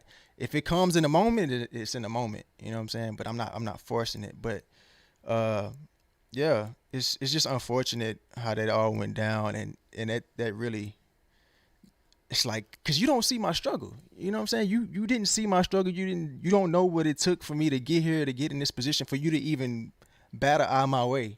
You know what I'm saying? And it was a lot of people who was on Echo Fox that wasn't there. You know, they changed employees so much and stuff like that. That the same people when I got on, they wasn't around. So these people who get in now, they don't care. They just like, they're looking at the papers like, okay, who we need to cut out? Okay, we losing money right here. We losing money right here. Like, they don't see your history. You know what I'm saying? And they don't. Neither do I feel like they care. You know what I'm saying? Certain people might care within that, but not everybody does. They're running a business here, and I understand that. And it's just the harsh reality of things. But it's I don't feel like we got so long to go, Josh, as far as having any type of real security in this. And I tell people that in my stream all the time. Like, you think it's all sunshine and roses, but until you out here really living this life, like, it's it's hell, man. It's another side to it. You see us on that stage and you think everything is great, but when we off that stage, it's pretty rough, man. And another thing that needs to be talked about is like mental health in this, because I noticed a lot of people and a couple of people coming to my streams and trying to balance this, their mental health and this lifestyle is not too great, because you're trying to balance your life as a professional player, and then there are sacrifices to it as well. Like, I had to make some sacrifices, ones that I'm not proud of, or ones that hurt. But and I go through my own mental struggles as well, man. And I feel like a lot of players do. They just don't talk about it. And I feel like that should be more of a conversation. And I feel like teams should really get involved and really try to, understand what's going on, or talk to the players and make sure they're okay. You know what I'm saying? Because I don't want to get too personal, but I remember Knuckle Dude was going through a certain situation like that, and it's good that he was able to come out of that, but it's very real and it's not talked about enough. And I feel like organizations should really get on top of that. Well, we definitely have got to improve on our mental health. all together, not just as a nation, but also I think as a world, because we can't see it manifest until it's almost too late, right? Yeah. It's stuff happening in here where you can't get a read of it through your heartbeat. You can't do, blood work tests to see how you're doing. It's part of this element of the human experience, and it's very difficult to figure out. I mean, we've had a lot of strides in the science and in the fields of it, but the analysis of video games has shown the positive effects that it's brought with better hand-eye coordination and concentration and stuff like that. But you're absolutely right. The athletic grind or the player grind that has to happen, and the guilt you'll feel if you didn't spend an extra hour working on this in the lab and making those sacrifices. No, we don't see that as much because that's in your training corner, and it's. We get to see a peek of it when you guys stream, which is cool. But again, you're entertaining, right? So you're not even 100% focused on the game. You're also focused on the crowd that's there and making sure they're having a good time, which is why you said, you're entertainers. It's almost like you're player/entertainers. If there was a word, you think of athlete, but then you think of people on a field. So if there's a word that we could figure out that would explain that, great. But for now, the player entertainment side, when you have to make these mental decisions over and over again, and if you lose, you're not getting any money. Yeah. So all the investment that you've put in and your personal funds that you've put in and the weekend that you asked off from work, in your mind's like, oh, this is all for nothing. Yeah. Which is that can be devastating, right? Yeah, so how do you fight against that? I mean, what are solutions? In my experience, being an entertainer for so long, and the self-doubt that I would have, and I can't believe I said somebody's name wrong when I was on stage and stuff like that, and that I'll beat myself up over it for years and years and years. Or I'll think back on it and kind of smile, and somebody will make a meme out of it, and okay, it's funny. But there seems to be this conversation that's happening more and more around, there's problems of mental health and how do we get better at it. But I don't know what the solution is other than starting to talk about it, and even for you to share the behind the scenes of what it's like to be on a team and the pressure that brings. I think it brings so much pressure. Especially representing, you got former NBA players, behind you and stuff like that, and multimillionaires. It definitely plays a part, man. Well, I think maybe a part of the leadership that we can bring into the future as we go into our 30s and younger people are playing these games and going to the tournaments is to help them have realistic expectations. Mm-hmm. I think that could help in the context of supporting, let's jump into Echo Fox. Ideally, what would you have liked when they signed you? To say, hey, this is going to be for 2 years. We don't know if it's going to continue after that. Here's what to expect. But at that 2-year mark, we don't know if the contract's going to be continued. Would that have helped you kind of? We need more of that. Like when I look at NBA stars, you're already known it's going to be 2-3 years. You know what I'm saying? When it's with a sponsor like Echo Fox, you got a year contract, and then depending on how that year goes, it's like I would start the contract, and then you go through the series of tournaments, and then you try to figure out, like, this is playing in my mind, like, okay, I know how I did here throughout the year, and then you're stuck wondering, like, damn, I'm not hearing anything from upper management, like, how are they viewing my accomplishments or my shortcomings? And you don't know. You just plan, but you don't know what there's your fate. Yeah, there's no measurement. They're not giving you any type of measurement. And then all of a sudden, at the end of the year, when you like, damn, it's over. They be like, hey, want to go another year? Like, oh my god. So it's like I would really like for there to be more than like a 1 year, to give me like a 2. Okay, we're gonna sign you for 2 years, and at the end, or the life cycle of the game. Like, okay, we're going to sign you for 3 years, or if the pro series of the tournament has run out, right? So that's like a 2-year window at least. I think that's a better expectation. It's a better expectation. And it's a 2-year cycle, so that justifies moving, investment. We're like, okay, I know what I'm doing for the next 2 years. Exactly. Yeah. Exactly. I think everybody would much rather have that. Yeah, I'd much rather have that. So like you said, you'd be able to plan your moves better. Because I would be like, okay, if I get another year, I can it's like you held off so long on doing a certain thing because you didn't know if you was gonna be guaranteed another year, and then all of a sudden when you guaranteed another year, you're like, okay, I can finally go and do this. But then now you're stuck wondering like, okay, well, damn, I did this now. Am I gonna be secure at the end of the year? Well, you know what's funny is this is what a lot of TV shows will go through. I mean, they don't know if they're going to get renewed or canceled by the end of the year, especially if their ratings are struggling. Some of them.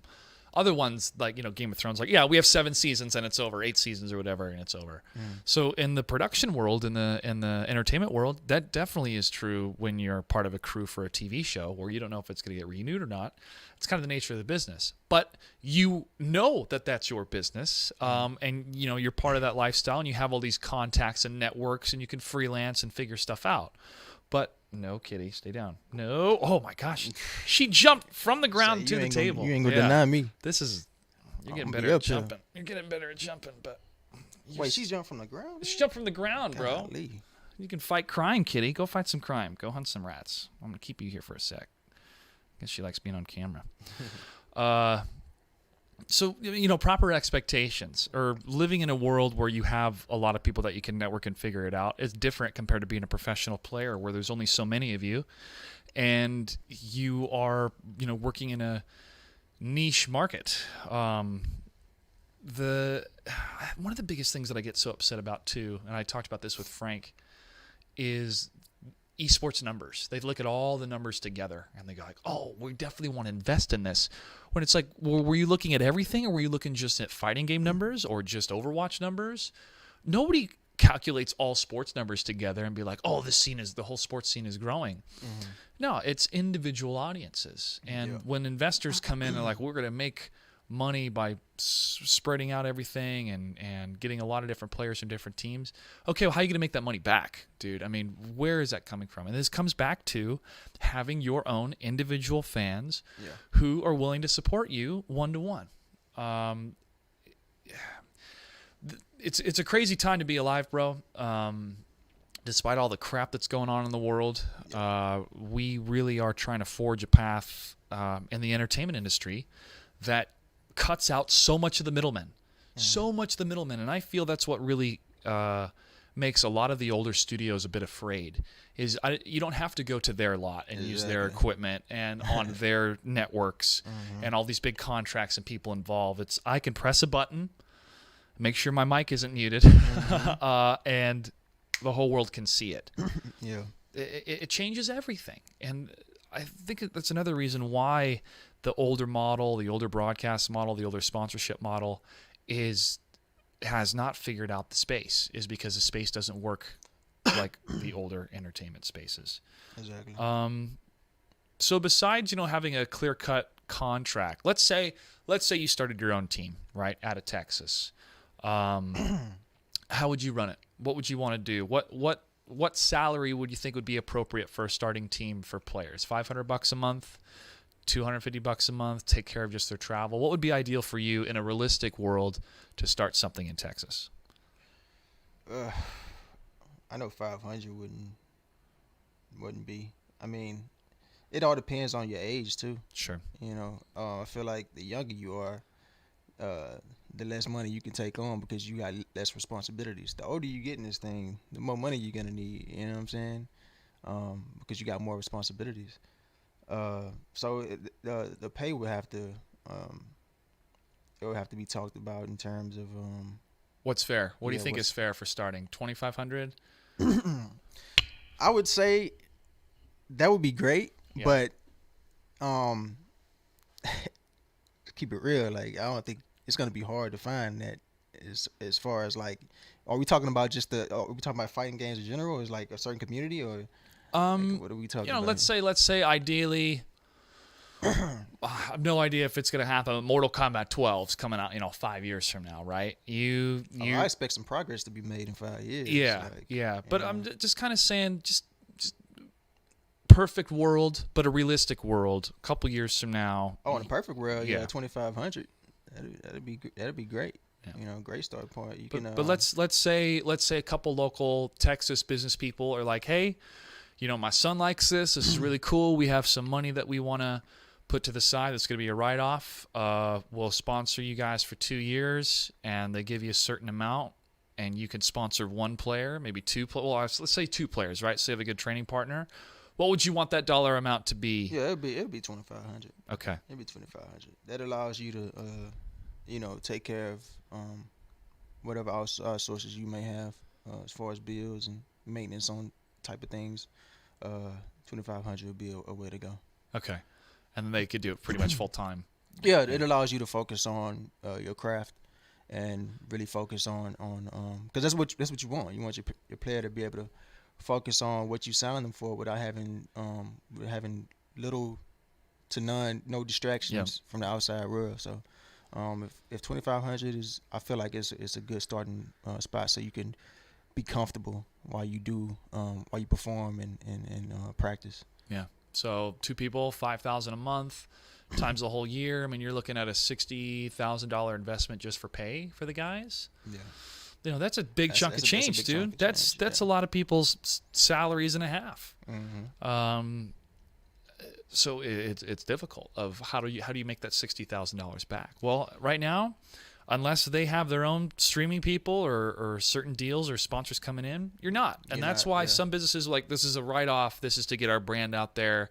It's one-to-one marketing. It's something fun to do, which is like what some businesses do for softball programs. They'll throw their banner up there on the fence just to be like, oh yeah, we supported our friends and gave them a couple $100 or whatever. Yeah. I mean, a couple $100 is a lot different than 60,000, but that bottom-up approach, the grassroots level approach, is more sustainable and more secure than the top-down investor that evaporates as soon as they can't make money. And I've seen it happen over and over and over and over again, man. To a point where, like, are you higher ups not recognizing that television is old, and this model's not working?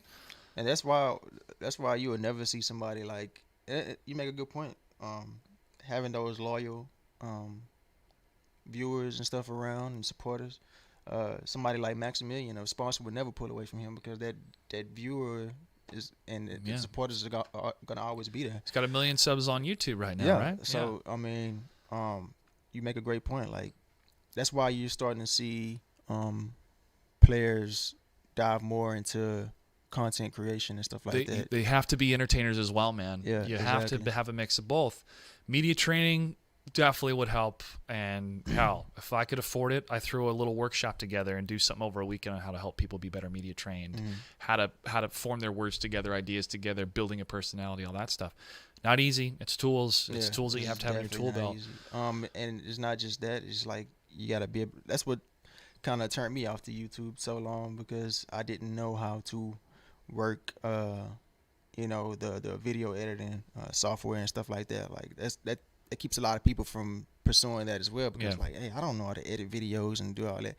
Like it took me so long because I have I forgot the name of this program, but a homeboy showed me how to do it, and even after he showed me, I was like, man, it's kind of too complicated. And it took me probably another 3 or 4 months before I just actually like, all right, let me get on YouTube. You can find a lot of stuff on YouTube. Yes, it's like let me just get on YouTube and see how to work this program. If I could just learn the basics, how to cut and maybe do like a little fade in or something like that, and cut footage and stuff like that, I can start getting this rolling. And I learned how to do that, and I still suck with it, but I'm able to get content out there, and that's the most important thing, just to get content out there, good quality content. It don't have to be the best, it could be decent, but people just want to be able to go somewhere where they can access stuff that they want to see from you, even if it's just matches, or you got something to say about a certain release. Like I started doing reaction videos. People love reaction videos. Yeah. I find that very fascinating too, because I know some people on the internet are like, this isn't art, just reacting to somebody else's thing. It's like, hey man, how many times have you watched something and then be like, bro, you got to see this, and then watch them watch it and have fun watching it, right? Exactly. There is a social conundrum of the human experience where we feel validated in our emotions when we get to share something that gave us those emotions, and the other person is excited as well. It's contagious. Yeah. It's fun. I get it. I haven't made any reaction videos because I'm usually smoking weed when I'm watching stuff, and I'm like, oh my God, everything's exciting when you're smoking weed. So I got to do it sober. But also, there's so many out there that are awesome, and I do like watching some of them.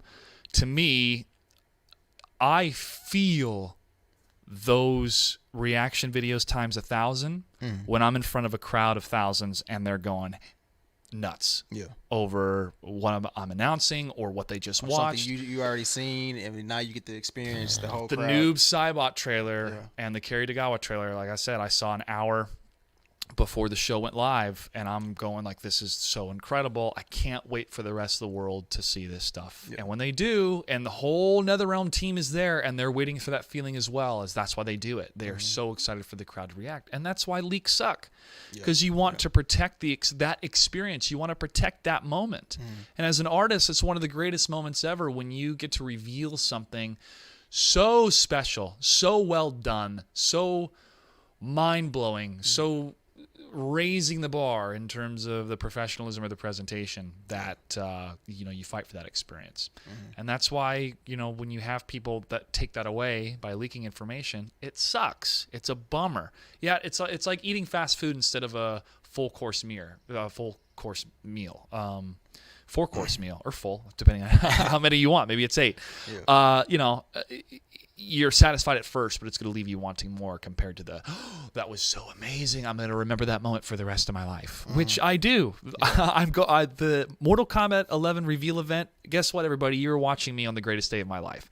The event at Chicago, guess what, everybody? You were watching me on the greatest day of my life. Like, I am so freaking honored and excited to be a part of this that it feels so much of the passion of this is why I entertain. This is why I'm still on stage. This is why I still made the decision to be independent. I may not be making as much money as I did in the past, but I have these moments that keep me alive. Exactly. Yeah. And that's what we talk about. Like, it's the same for us when we beat that tournament demon, or you make top 8, or, you know what I'm saying? Those big wins, you never get tired of it, and you never get tired of that feeling. You're always chasing that same feeling. Chasing the dragon, man. Yeah. When I started to feel that feeling when I was a kid, 5-6 years old, doing plays in school and musicals and singing these solos and stuff. And here I go, that the nerves. The quote that has always stuck with me was, if you're not nervous about your passion, you are not passionate enough about it. Yeah. I learned that on the Food Network, bro, of all places. There was this food competition show, and this guy said it, and that stuck with me. Because I'd be like, why am I nervous? I've been on stage multiple times, or I've danced and sing this number so many times. It's because the nerves hone in all of your senses into that moment. Even when you try to deny it. Like, I'm not nervous. No, I'm nervous before every show. I get a little bit nervous. I want to make sure it's the best show possible because the audience deserves that. But that's what hones you. And that rush, that feeling, I live for that, dude. And to me, it's silence. When I've performed in theater or done, musicals, it's when you have the crowd silent and they're feeling the emotion and they're hanging on every breath. That is power. Yeah. That is so much power. Yeah. And when the audience gives you that power, that's a contract. They're giving you their focus, their attention, and when you can deliver on an amazing performance, or you can connect to them emotionally. I mean, there's something so magical about it. And it's tough. You can't really recreate it. It has to be genuine. It has to be honest. It has to be the truth in the moment. And that's why I love doing these events. Like I said, I will host till the end of time for NetherRealm. I'll produce whatever they want me to produce, all that stuff, because they get that. They're entertainers, all right? This is the entertainment business. And they're putting on, I think, what is going to be the biggest and best show of this decade when it comes to video games. Man, look at 2011 with Mortal Kombat 9 and now 2019 with Mortal Kombat 11. Let's jump into the game, all right? That's right, Shang Tsung. Bro, Kerry Tagawa. What do you think about this amazing character being the first DLC? Man, I was hoping he was in the game, but I thought, it was rumors going around, and I was like, it's a chance that he might not be in. But I got so hyped when I seen it with the crypt, and I was like, they actually have this man in the game.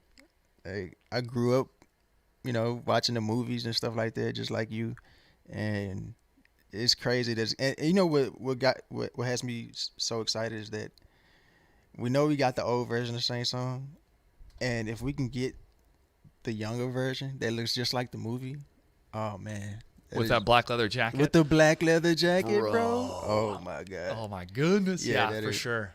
That'd really set it off right there. I don't know if this is true. This is just speculation on my part, but I heard Tom Brady last night. We watched one of his videos. He was saying that they were trying to get Kerry Tagawa to come back as Shang Tsung in Mortal Kombat 9, but it didn't happen. I think it's because Kerry is SAG-AFTRA. He's union, right?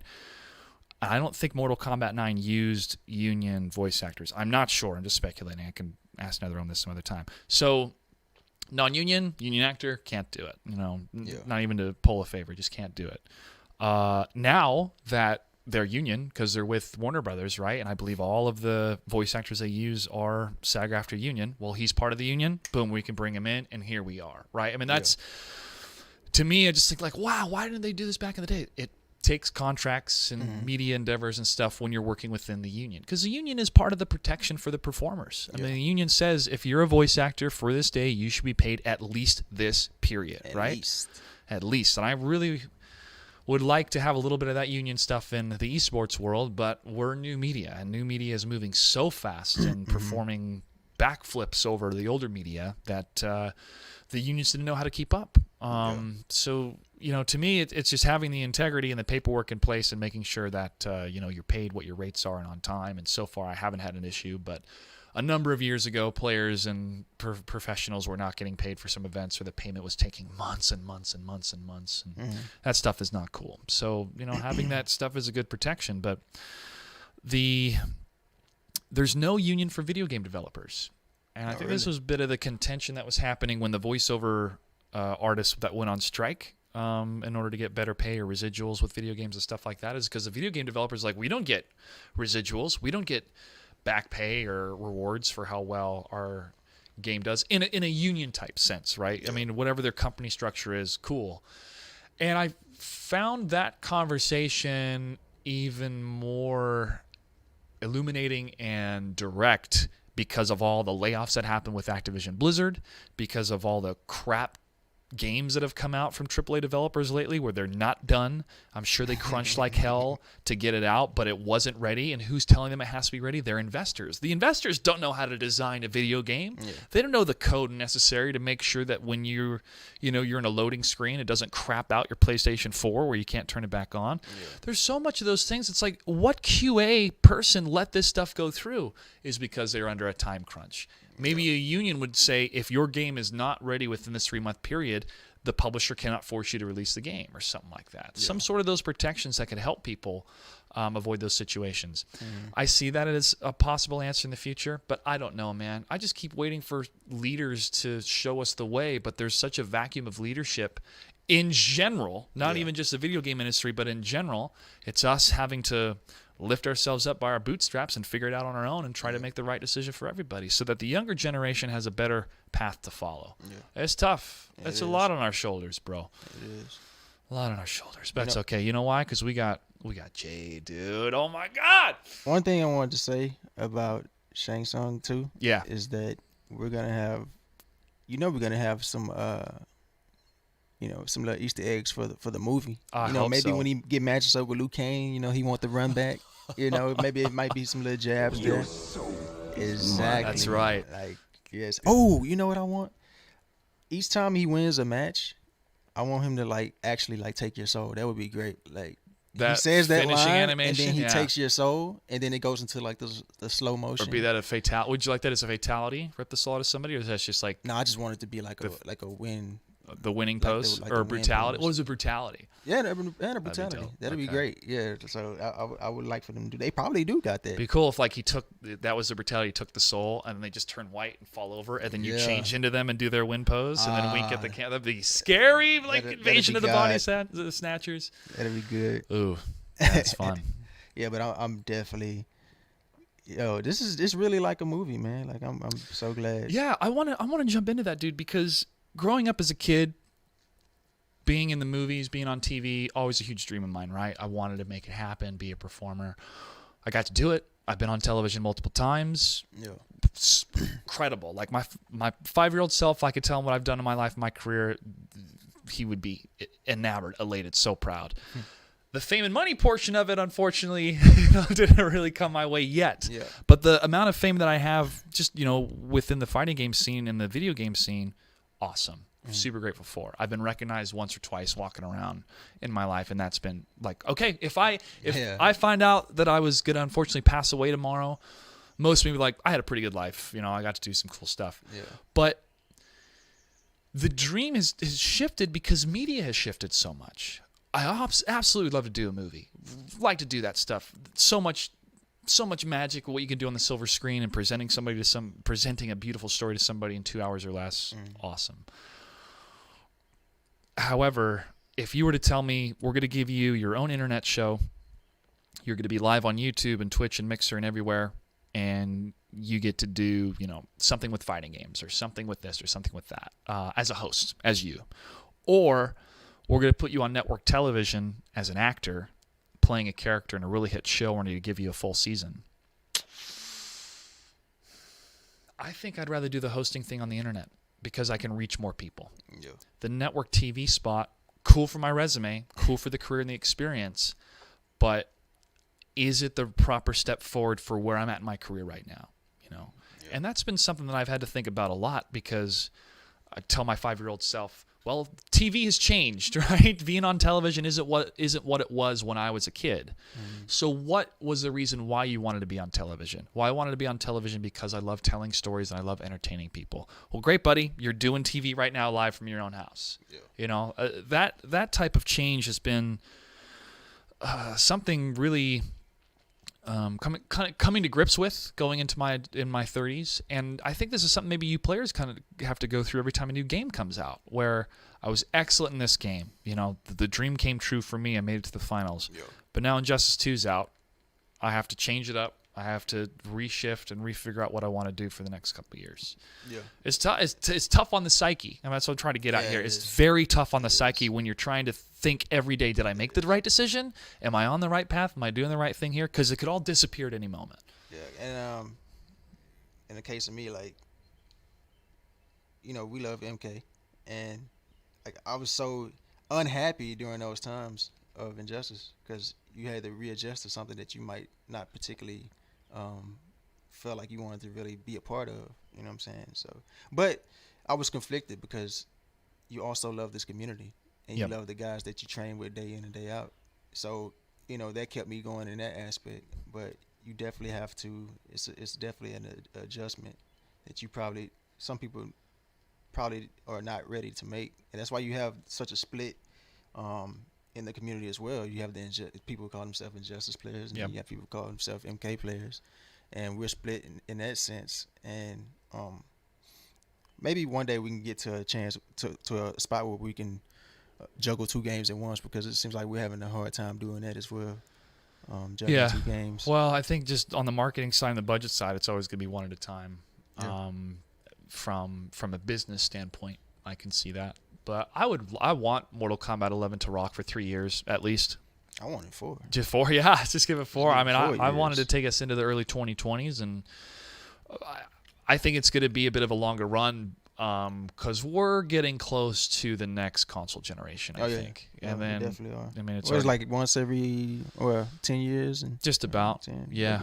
And I think the world's kind of in for a whole attitude reset going into 2020. Yeah. Things are bad, dude. Economies are not good. I think a lot of people are starting to rethink the whole current system of capitalism that keeps going through ups and downs, and to bring in more regulation or try to fix some stuff to where we're not having people working 40 hours a week and still in poverty and still in crushing debt. It's one thing when you're like, oh, lazy, or you made some wrong business decisions and life's a little bit hard, but you'll figure it out. 1 or 2 people out there, sure. When it's the majority of us, I think there's a problem with the system. Yeah. And the system's been changed before and we're ready to change it again.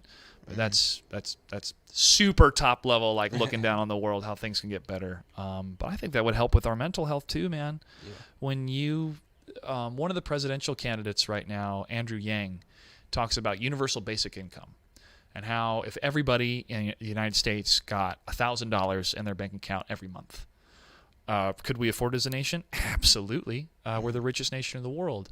Would it make people more lazy? No.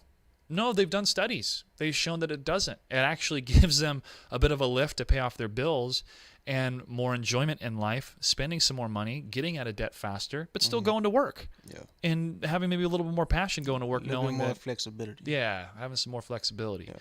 Those type of ideas I want us to have in the conversation, because imagine if a fighting game player who is dedicating themselves to making content, entertaining, streaming, attending tournaments, and having a nice little $1,000 at least guaranteed in their checking account on top of what they're getting from sponsors or, their part-time job.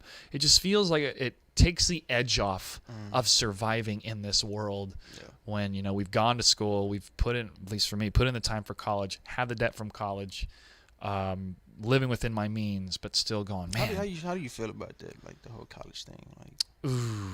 because for me, it was like, all right, we'll talk about college, and we're going to talk about some Mortal Kombat 11 after that. So for me, was college worth the experience? Absolutely. I went to school at first for computer engineering when I was in the Air Force and realized I did not want to be a computer engineer. I wanted to be a pilot, which is what I was there for.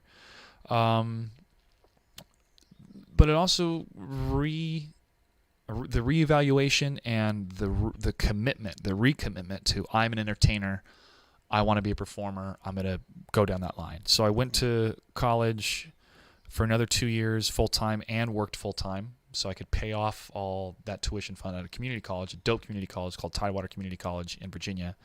And after graduating from there, 4.0, when I actually cared, high school I got like a 3.2 GPA because I was so over high school by my junior year. I was just ready to move on. I was playing video games and whatever. I just was not doing calculus homework because I didn't care. College, I'm paying for it. I'm going to the classes. I'm doing the homework. I'm busting ass. And professors acknowledge that.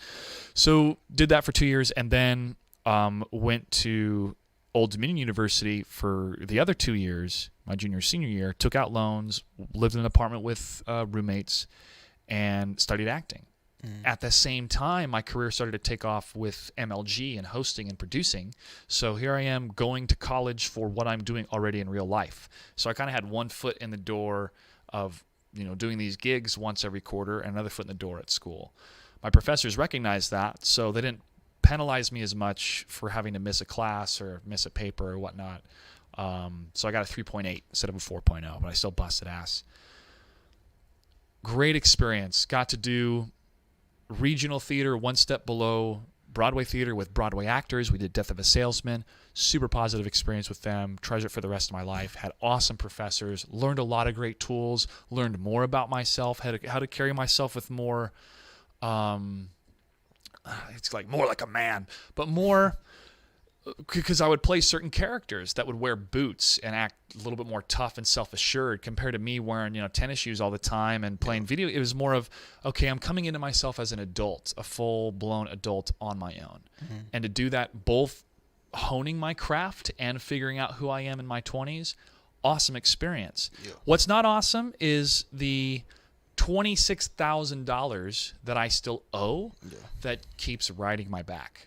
And I, pay off a little bit when I can, but there's interest and stuff. So it's like the experience was worth it, but the stress years and years and years later starts to make you really reevaluate it, right? But it was worth it to me because I knew what career track I wanted to go on, and earning that bachelor's degree in fine arts and acting gave me clout in my own mind and in my own heart that I put in the work. And that's what really college is. College is for you to prove that you went to an institution, followed their rules, and learned a certain trade or about a trade or a craft or a specific subject.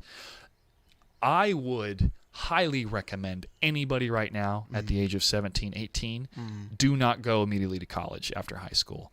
Go do something else.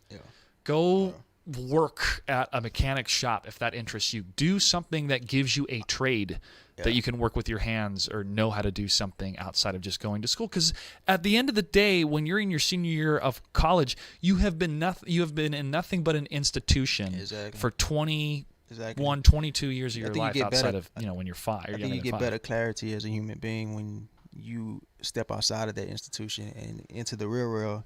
So when you learn those life lessons and you actually go through some shit, it's like you're stronger mentally when you go back into the institution, because now you've seen shit outside of that. You know, you're not sheltered by, you know, high school and college and all this stuff like that. Like, you're actually out here in the real world. You're working the job. You're running into whatever problems or whatever. And you, once you go back to like college or whatever, you decide you want to go to college. It's like, okay, I've seen what it's like out there. Now I'm finna go hard here because I know what I want as a human being, as an individual, and where I want to go. You know what I'm saying? You have a better idea of who you want to be in life. Yeah. I feel like. And college right now, many intellectuals are more and more concerned with college and universities being more indoctrination rather than education, in the sense of the political sphere, the conversations that you can and can't have, safe spaces, all that stuff that's gotten to such an extreme that it derides or derails what the purpose of an educational campus is for, is to bring ideas and to debate them and talk about them. The best ideas should win. But when you shout down or censor any ideas that you already don't agree with, that's not good. That's not healthy. And so many comedians, stand-up comedians, have talked about that they don't do college shows anymore because the audience is so overwhelmed with being offended by anything that you say that may push the envelope that they don't even want to do it. And that does concern me because it's a reaction to people that have no control over their economic life because of how the system works, their health life because health insurance is very expensive. I mean, I pay for my own health insurance, but I get some of that Obamacare working for me. I get a subsidy for it because of my income, and you know, it was lower than it was before. So having help in that respect is great. Imagine if I only had to pay $42 a month for health care with the single payer option, you know, or healthcare for all. There's just better ideas out there that I get so frustrated because intellectuals and others have presented these ideas over and over and over again. But the current status, the status quo, the people in charge, the corporations that make all the money in the healthcare industry don't want to change it because they don't want to lose the money.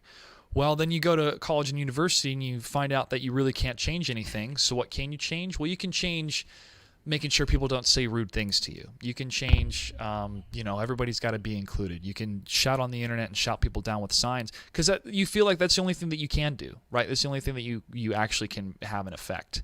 And it turns into outrage culture. So everybody's going to be outraged about something because everybody's life sucks at the moment, or it could be better. So they're all angry about stuff that's not really the root problem. The root problem is we're suffering as a society, and the wage gap and the wealth distribution is not right at the moment. And it just keeps building up and building up and building up and building up where you feel powerless. And so the only power you have is to affect change in the social construct, in identity politics and stuff like that. Yeah. That's how I feel right now, dude. I mean, there's so much stuff that I'll hear that will just make me mad at first. I'm like, oh my gosh, that's wrong. Well, I got to say something. And just go, no, take a breath. Listen to it. Maybe they have a point. Maybe they're coming from somewhere. Maybe you listening to them will help better articulate your argument because you've heard how they feel. And having the dialogue and figuring it out. And then at the end of the day, be like, hey, we're both Americans. We're both human. Let's crack a beer and have some fun. It's too bad not a lot of people see it that way. I know, because a lot of people they're hurting more than I am. Yeah. A lot of people they like to hop on the bandwagon if it's like, oh, you shouldn't do this, you shouldn't say that. And people just, they don't really... They want a virtue signal and show that they have worth because they're putting somebody else down because they made a mistake. I know, man. It's tough, but also and grateful too, and rightfully so, when something terrible happens to you and you have to keep that secret destroys you. You know, and a lot of women in Hollywood that went through some very harrowing and terrible experiences with some of these producer moguls finally were able to come out, and they felt empowered because finally the public would be there to support them, and that would change careers. You know, it would stop hopefully the behavior that was happening. That's like one good thing that's come out of all this, right? Which is it's a better environment for everybody. But then it becomes such a tiptoe environment when it goes too far, or the punishment doesn't match the crime and all that stuff. It has to be a case-by-case basis. Yeah. It's goddamn complicated, bro. I mean, the human is. experience is complicated on its own, but to add social media to it has been a struggle, which I think, again, falls to us to try to figure out the right path to navigate these waters and how to both be professional. A lot of people who Gotta express influence, ourselves. some of the decisions is, a lot of people who put their input into some of these things, they don't really take time to look at the story. They how can 280 characters capture the full context or emotion of what's present, right? And then even when you tweet something, like the James Gunn thing that happened recently, when he got fired for saying some off-color jokes, bad humor jokes back in the day, not my type of humor. But in 2008 on Twitter, when we were all just talking about video games and shit back then, right? Nobody was on Twitter politically talking about policies and stuff like that. So to dig it up and then Disney to fire him, but then now rehire him. Yeah. They did that to save face when the deal was going through between Disney and Fox. This is my opinion. When Disney and Fox was happening, Disney was buying Fox. They didn't want the conservative government to stop the deal, so they punished James Gunn for things that he already apologized multiple times for, and then they rehired him back after it all settled down, which may have been a stroke of genius from the top-down approach of Disney, let's just satisfy the angry fans now, but then we're going to bring James Gunn back and satisfy everybody else, right? So everybody kind of wins. But it's to me, if it's totally out of context and the person has already apologized multiple times and you didn't capture the emotion in the moment, that's not what social media is for, but people are using it that way. They're like, you meant this in a text from 2008 that was 7 words long. Sorry, that does not capture emotion. Yeah, exactly. You can't read something and then, because that's what they're doing. They're reading it and then they're reading it in the emotions that they want to lash out at you for. Yeah. You know what I'm saying?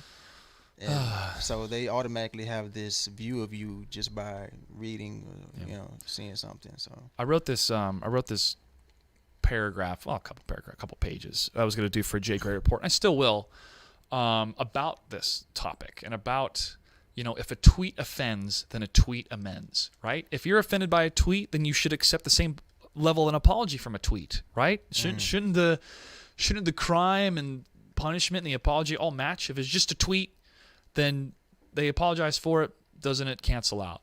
Well, people are like, well, that's just a window into their soul when you read the tweet. Maybe it's a window into their what they're thinking about when they're taking a shit. That's maybe what it is. Anyways, I think the older generation of gamers back in the day when we were all anonymous and saying stupid shit doesn't fly anymore because we have matured, we have grown up. Physically, literally, I mean, we're going in our 30s and we recognize that, that is another human on the other end, so maybe I shouldn't say those things. In the case of that, but people are still holding strong to that too. I think the trolls don't want to let that stuff go. Yeah, in the case of that, I had an incident on Twitter where I kind of poked fun at Red Raptor, because he had this thing where he's not really comfortable in the social aspect of things, and he was, when I was around him, he was quiet a lot, and he doesn't like when people bring that up, and I didn't know, and I just casually asked him, why are you so quiet, and he took offense to that, and he kind of brushed it off, but he banned me on, got the ban hammer. Yeah, I got the ban hammer, and I kind of went to Twitter one day because I think him and Hayate was having a little exhibition on Destroyer's stream, and I was trying to see how he felt about going into the exhibition with Hayate, but it turns out I was blocked on Twitter, and I was like, I thought it was silly, but you never, people go through things mentally on all types of levels, and some people are able to deal with things emotionally that maybe the next person isn't able to, power through. So, I started to realize that at first I was kind of annoyed. I was like, it shouldn't even be a big deal. I just asked a simple question, but, I just want to take the time out to apologize to Raptor about how I went, because I wasn't thinking about it in that terms. Yeah. You know what I'm saying? Back then, I was just like, I went through stuff myself, why you ain't just, what I'm saying? It's not even a big deal. But like I said, people go through things on a different level, and that's why we have like I might go through something, the next man might go through something, but that something, the same thing, might drive him to like suicide, like tendencies or something like that. You know what I'm saying? Like, so I had to really sit down and think about that, and I just wanted to apologize to him. By the tweets that I put out and stuff like that. I wasn't in my right mind when I was poking fun at that. And I'm pretty sure a couple of other players probably feel the same way because they probably asked them the same thing, but they didn't realize. So you have to, and also that comes with like being in the watchful eye. You have to really be careful about what you say and do. Like I've toned down a lot from my younger days where I would just say and do whatever I wanted to. You can't do that now because you kind of something like a figure, and people look at you and what you do, and you're like under this glass. Yep. Welcome to the price of a little bit of fame. Yeah, you're going to be constantly judged for everything that you say and do. But exactly. that comes with the territory. The wonderful thing about us becoming slightly older is empathy. And learning empathy and learning that, oh, you know what? I wasn't thinking about what you were feeling in that moment. And now I can see why that offended you. Now I can see that. It may not justify what you think the reaction is. Like, hey, I wouldn't have done things that way. I would have totally just handled it like a pro. But that's why we're different. Mm-hmm. And none of this stuff's easy. There's no guidebook I can open up and be like, here's how to have a really good profile on Twitter. Here's how to do this. Here's how to do that. It has to come down to, if somebody said that to me, how would I feel? Okay, I would take it a certain way. But if I said that to them, how would they feel? Oh, shit. You know what? I shouldn't tweet this. Delete. Yeah. Abraham Lincoln, there's a story about him. He wrote this letter. I think it was to a general. And Abraham Lincoln was irate. And I'll dive further into the actual story when I do this report video. He wrote out this letter just berating this man. And then he crumpled it up and threw it away. Mm-hmm. The feeling of the catharsis of getting it out. I mean, these are your emotions. These emotions are real, right? And to dismiss them would not be honest with yourself, but to also recognize what the emotions are and where they're coming from. And are they even worthy to act on is experience. It comes with experience and knowledge and how to figure that stuff out. And dude, it's really tough when you can just fire from the hip. Mm-hmm. I've been guilty of it too. I've thrown insults at the president, and he may be totally worthy of them, but I'd be like, am I really helping? Is my tweet to him really going to make a difference? When everybody tweets at Ed Boone about putting rain in the game, do you think like the one guy's like, this one tweet is going to make sure that he's in the game? It gets so goddamn annoying when you start to get into their headspace and be like, why'd you send this tweet? Because you wanted to feel good about at least I did something. And after a while, you're like, this is dumb. Yeah. This isn't helping anybody. This isn't adding to. This isn't edifying. It's not building up, right? So you kind of have to have that dance, but at the same time, you want to be real. You want to be honest. If somebody says some shit about you and you want to respond in kind, you want to respond how you want to feel or how you feel in that moment. Yeah. I understand that. Just take a second before you tweet. Read it out loud and think about that stuff. But the older that you get, the more of a better sense you have kind of other humans. Definitely calm down when you get older, man. It's just certain things that you're just like, why? You don't even have to, but don't even bother with it. And also, it's going to be on your timeline for forever or whatever. So do you want to have that up there? It'd be 2030 and somebody putting something up from, 2018 or, something like that. You don't want that, and they take it out of context when they put it up. But hopefully, I sincerely hope we're smart enough as a society in the future where we're like, well, let's go back and look at the context. Oh, it seems like you're trying to do this as more of a character assassination hit piece than trying to defend the victims. It's like the intention behind that.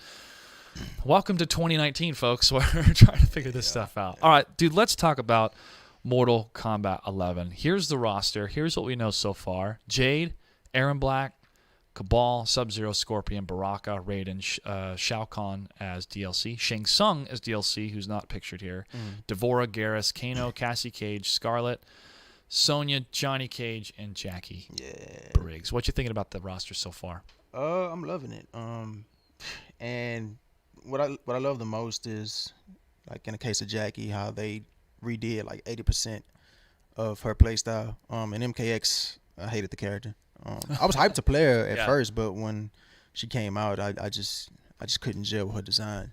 Now she's like this Muay Thai, like she's just so sick. Like she has cancels and all these kicks, and she has a grapple move where she holds you and kicks you with the knees, and it's like I'm loving it. You know what I'm saying? And even if she sucks, it's just the way that she plays now it just seems so much more fun to me. And that's just a character that I didn't think I would have interest in. Now returning, and it's like, yeah, I'm definitely gonna try it out. Same thing with Johnny Cage. Like I've never been interested in Johnny Cage, and this version of Johnny Cage that they made is probably the sickest version that they've ever made. And the way that he plays, everything he does is just so Hollywood. You know what I'm saying? It just speaks to his personality. And I was watching, I think I seen on Twitter a picture that somebody had posted.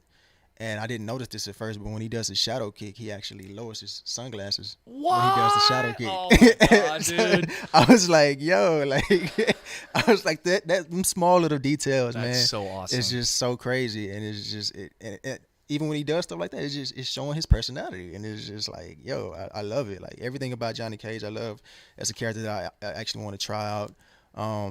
Same thing with Cassie. Like these are characters that I never thought I would want to like even try, and how they're bringing them out in this version of MK is fascinating, and it's just amazing that they're making me want to play these characters. That just shows you how well they designed these characters. Yeah, the stress test was the first time I ever touched Scorpion, ever. I never played him in 9 or X, and Barrett. Yeah, we're limited with 3 characters, but I was rocking with Scarlet. And then I was getting blown up by this Scorpion that was so good, and he would just get that freaking low mix-up, or that second hit that was a low that would hit me, then he'd teleport. I'm like, okay, I need to understand the core mechanics of this character. And I started to play, and I have that video on my playlist, but I was getting my ass kicked. But then I started to get the feeling of Scorpion, and I started to get where his best positioning was, and I started to get excited to play Scorpion, and I was like, what is happening, bro? What is going on here? His design is great. So, I'm definitely going to play all the different characters, but dude, that's who I'm ready for. Jade? I'm ready for Jade, man. She looks great. Yeah, she definitely does. Her attitude is awesome. The sound effect of the staff, the pole, is beautiful. She looks like a kick-ass Robin Hood type figure in the green, bro. I'm so looking forward to seeing how she's gonna play. I feel like she's gonna be very annoying, to deal with.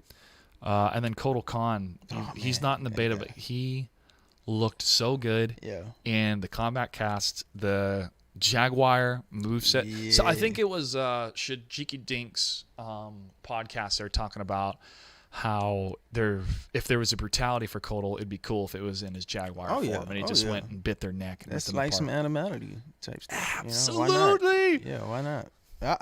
Just call it animality. Yeah, I definitely brutality. feel like I definitely wouldn't be surprised. The move where he turns into the Jaguar and he tackles you and bites your neck. I wouldn't be surprised if that becomes a brutality. I'm pretty sure if it's not, then it's a travesty. It looks great. I think Tom Brady mentioned that maybe they were designing Beast Boy for Injustice too, but it didn't make it, so they just took the assets and put it over to Kotal. Yeah. Then Phil Lamar's back as the voice of Kotal Khan. Nice. Yeah. Definitely a great voice actor. Oshtek.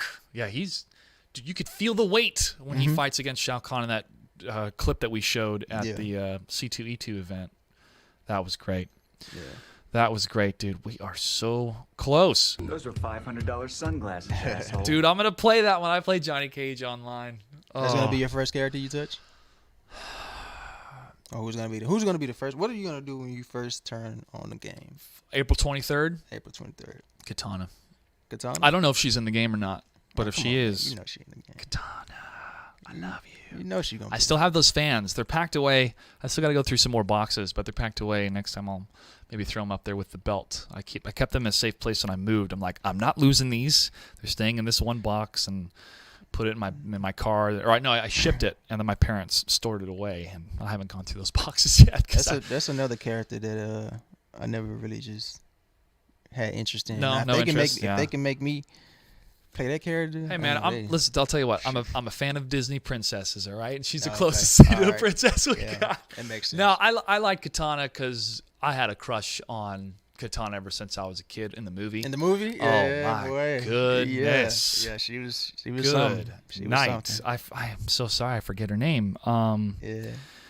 She wasn't. I think she was in a Bond film. You as know, well. it wasn't too long ago where I checked on that actor, and I was like, okay, it's been a while since the MK movie. Let me see what she looked like now. She still looks good. Still looks good for her Yeah, age. Liu Kang's a very lucky man. But I liked the chemistry that Robin Shue, the actor, had with her on screen. I think it worked well. It worked with Liu being, led into this mysterious world, yet she's kind of this captured princess. Yeah. But she's a dope fighter. She gives him the hint to defeat Sub-Zero. I liked the element which brings life. I'm like, does this mean we're gonna have sex? Like, what does this mean? As an adult, you're like, what brings life? Water. Oh yeah, throw a bucket of water at him. Right on. Man, my boy Sub got body. Dude, he did. I love that scorpion fight too in the movie between Johnny. Yeah. Welcome. Yeah, we need that in the game. Yeah. Man. Get down here. I think that's Yeah. Ed Boon's voice. You think so? I'm pretty sure because Ed Boon became SAG after he told me this story because I was asking about the voice actors if they were union. And he said he became union when they did the movie because they're like, hey, do you want to do the Scorpion voice? And like, sure, all right, well, you have to be SAG after us. It's a union show. So he just got in and then did the voices. That's tight. Get over here in that forest, bro. That and then George S. Clinton did all the music. He did all the soundtrack, man. And that sound when you're going to the forest. I'm like, bro, give me a Johnny Cage versus Scorpion in any type of forest, and I am in there, man. Yeah. I love that shot. Yeah, the graphics a little bit dated. You see that spear come out. Though. It worked. It still works. Yeah, it works. And then the signed autograph at the end. Yeah. To my greatest fan. To my greatest fan. Oh, man. I was like, as a kid, I was like, was Johnny holding that? Or did Scorpion have that in his back pocket? Like, I didn't get how that worked in the movie, but I'm sure, like, hey, this is going to be fun. Let's just do it and throw it in. Exactly. And that was fun about 90s films, bro, is you could do little stuff like that, and people would be like, oh, yeah, this is a movie. Oh, yeah, this is fun. Yeah. I think sometimes our movies get a little bit too... Well, the MCU's doing phenomenal, and they definitely have some good jokes in there. But that type of very heavy wink-wink humor like that, super fun. Oh my gosh, man! This weekend is the beta. I mean, we're around the corner. I've kind of planned my whole life around this game over the last year to make sure that I could be in a good spot to broadcast some cool shows, invite good guests out here, and just maximize the potential without putting anything on a credit card or taking anybody else's money unless it made sense. So it's still gonna be a fun journey. This beta is gonna be what are we getting? We're getting Cabal. What are we getting? We're getting Cabal, Baraka, Jade, Scarlet, and Scorpion. No, the two new characters we're getting is Jade and Cabal. Jade and Cabal? Yeah, then the three that we had before. Okay. Yeah. Who you gonna rock as? I want to try both. That's what I did in the stress test. Like, I tried Baraka, Scorpion, and Scarlet. So, and when the game drops April 23rd, who do you want to play as first? Man.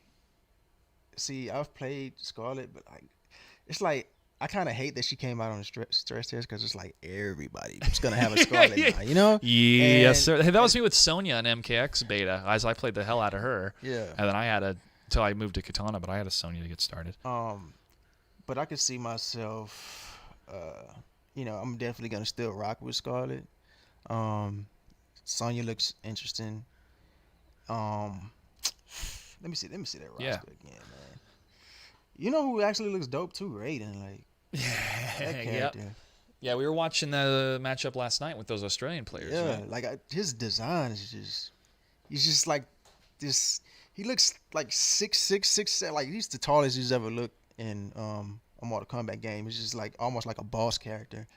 I'm also interested in Aaron Black too. Oh yeah, because he's Texas native, so that represent. Well, we know Noob Saibot's been confirmed. He's not on this. He's not on this list. Yeah, Aaron Black, Texas native. When I looked at his costume, I thought, you know what? If I do cosplay an MK11 character, which I'm totally down, that's why I'm trying to lose weight and build up muscle, look goddamn good as Aaron Black coming in there ripped as shit.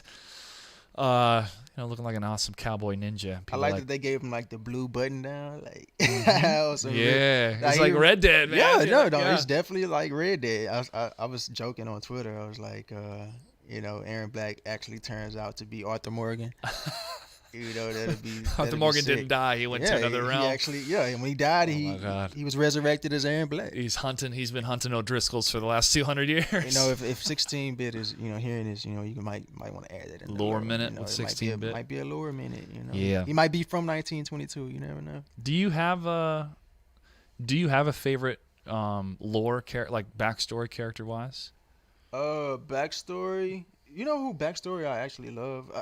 I actually love Scarlett's backstory, and I love the becoming of Noob Saibot. I love how that all went down, and the story between him and his brother. Bi-Han and Kuai Liang. Yeah, I love that. So, but also like Scarlett's is probably the most, because she was created through blood, and she was created by Shao Kahn. Like that's why I wanted her in MKX, because even though Shao Kahn was dead, like Scarlett she could still be incorporated into the story as trying to carry on like her master's plan. But she's back in this one. So yeah, Shao Kahn was all about creating life, but using the dark arts to do it. You have Melina, the flesh pits, mixing his katana's blood with the Tarkatan. You think she's gonna come back? I think she did so much low profile in MKX, man. I know. Well, hey, man, she's what we needed when Alien was dominating in season 3, and then they finally fixed Alien towards the end of the game. But that's why I liked watching that, Melina, and then Vitamin B12, as Foxy Grandpa would say. Man, that mess between him and Sonic Fox. Cheeky, yeah. That back one too. So I do want her to come back, because I like her story of she doesn't know what her place is. She was created to both like kind of usurp her sister and lead on, and then when she does lead, people undermine her, and then she's killed by Devore. I mean, she gets taken out. We always get unlockable characters. Yeah. In MK or Injustice, whatever. It's always that one character when you're done with the story or whatever you unlock. So there's a good possibility she might be maybe unlockable at the most. I'm not sure. I'm not sure if she's in the game. If she is, awesome. I still when MKX first came out, I mained Melina, or I mained Katana for the longest time, until I got tired of getting my ass kicked and not having a couple options, or at least options that were as easy compared to others. So I switched over to Melita and Takeda, and I was having a lot of fun with them. And then I saw Sonic Fox win. Well, I think it was either season 1 or season 2 of the Pro League with Katana. I was like, what? What? It's not Katana. It's me. That sucks. I got to get better. But I started to click with Melina. I liked her options, and I loved her brutalities. And I loved some of her moves where she would jump and do a stab, but if you pressed, I think it was down and 1 or another button, she would do ba ba ba ba ba ba, and it was just enough time that I would do it in my opponent's face. Even if I'm online, I'd just be like ba ba ba ba ba, and then I'd get so hyped. I get so hyped every time. So for me, if she's in there, she's got similar motions, then yeah, I'd be very tempted to play her. But no idea if they're in the game. Jade is though, and so I'm definitely gonna mess with her for a bit. But man, we're weeks away now. How do you feel about the way the game plays? When I got to play it at the reveal event, the first feeling, like everybody else was feeling, because I'd been playing some MKX ahead of time, was this is slower compared to MKX. Yeah. And getting used to movement, like any video game, is going to take a little while. And after you get the initial hump of this is different, I gotta rethink this, rewire the brain, figure this out. Oh, this is what a fatal blow is. Oh, this is neat. Oh, this is cool. How do I take that into combat? Like this sense of discovering something new yet familiar was awesome. Yeah.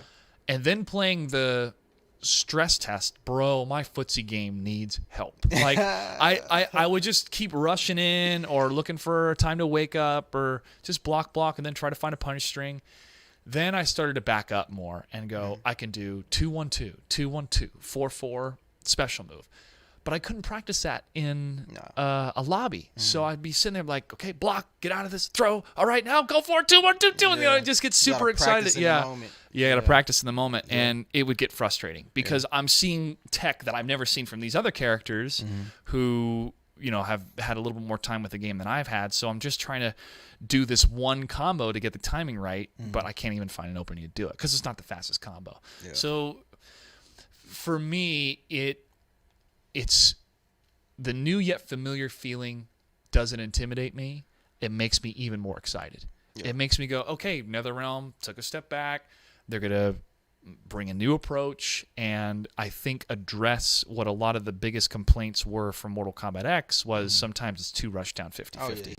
Or there's too many characters have that option. Like we didn't realize until we stepped away from the game, then we came back and everybody's like, oh, just got an Ninja Killer, got this Liu Kang, and like you don't realize how crazy the run mechanic can be or how smothering it can be until you fight a character like Liu Kang with the councils, and you just feel like you're blocking forever, and when you get knocked down, your opponent's just right over your face just like that. You know what I'm saying? Like, can I get room to breathe?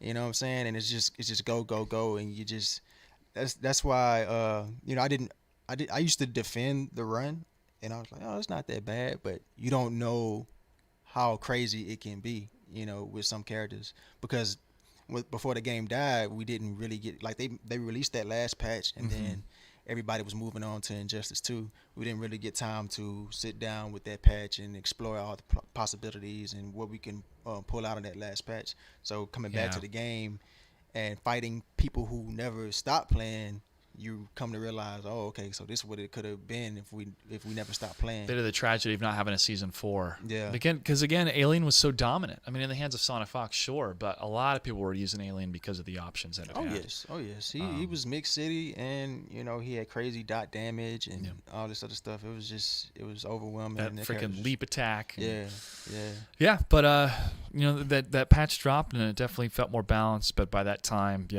were getting ready for Injustice 2. And that was a life cycle of the game. Which that's just the nature of the beast right now. What about you? How do you feel playing Mortal Kombat 11? Like when we went to the reveal event, like you said, it was definitely something that you had to get used to. Like when I first touched, I was like, it's so slow, it feels so clunky, and you're not used to how it plays and how it moves. You're used to MKX with everything is just fast and go, and run and do all this stuff. With this one, it was like you walk back and forward, and space your opponent out. What does Tom Brady said? You're always running for your life. Yeah, you was running. You're running Oh my God, when he said that, we both laughed because it's so true. Yeah, you're running for your life in that game, and in this one, you got time to, walk back. And I was watching. Like that video I showed you with Wasminator, it's like with the Raiden versus Sub-Zero, I was like, the neutral is so peaceful, and you actually have time to think and calculate and plan your movements. You know what I'm saying? It's not like, oh damn, he ran in on me, so overhead low. You know what I'm saying? Like you can space your opponent out and look for openings and punishes and stuff like that. And combos don't last as long, and I think that's a good thing. But there's also a fear that are we actually gonna have that freedom to express ourselves through the characters, or is it just gonna be because I feel like you kind of got some of that in Injustice 2, where it's like there was a format that you had to follow no matter who played this character. There was just this certain format, and you just really couldn't stray too much from it, so it was kind of hard to tell who was using who. I don't want that to be the case here. I want us to have flexibility and be able to express ourselves and with different play styles, and not everybody doing the same combos whenever they get the hit. But also, I love the way that they toned everything down. It seems like they learned from past titles and the whole 50-50 craziness that was MKX, and they really toned it down. I see a lot of characters where you're not having a straight up overhead starter and a low starter, and both of those options leading the combo. You have something whereas, okay, if they do have an overhead, it's going to come in the second or third hit of a high starting string, and that's what you're going to get the overhead options from. Whereas they might have a low option, that'll be the only low starter they have. So they're not mixing you with overhead low starters and you having to guess on a wake up.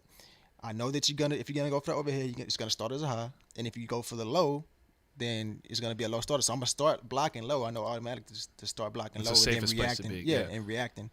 There is overheads in this game, and it's universal, but they don't lead to combo. They just knock down. It's a sharp. That was the first thing that I really noticed was a lot of the moves that I was doing didn't lead into juggles, didn't lead into special move, finish like. Yeah.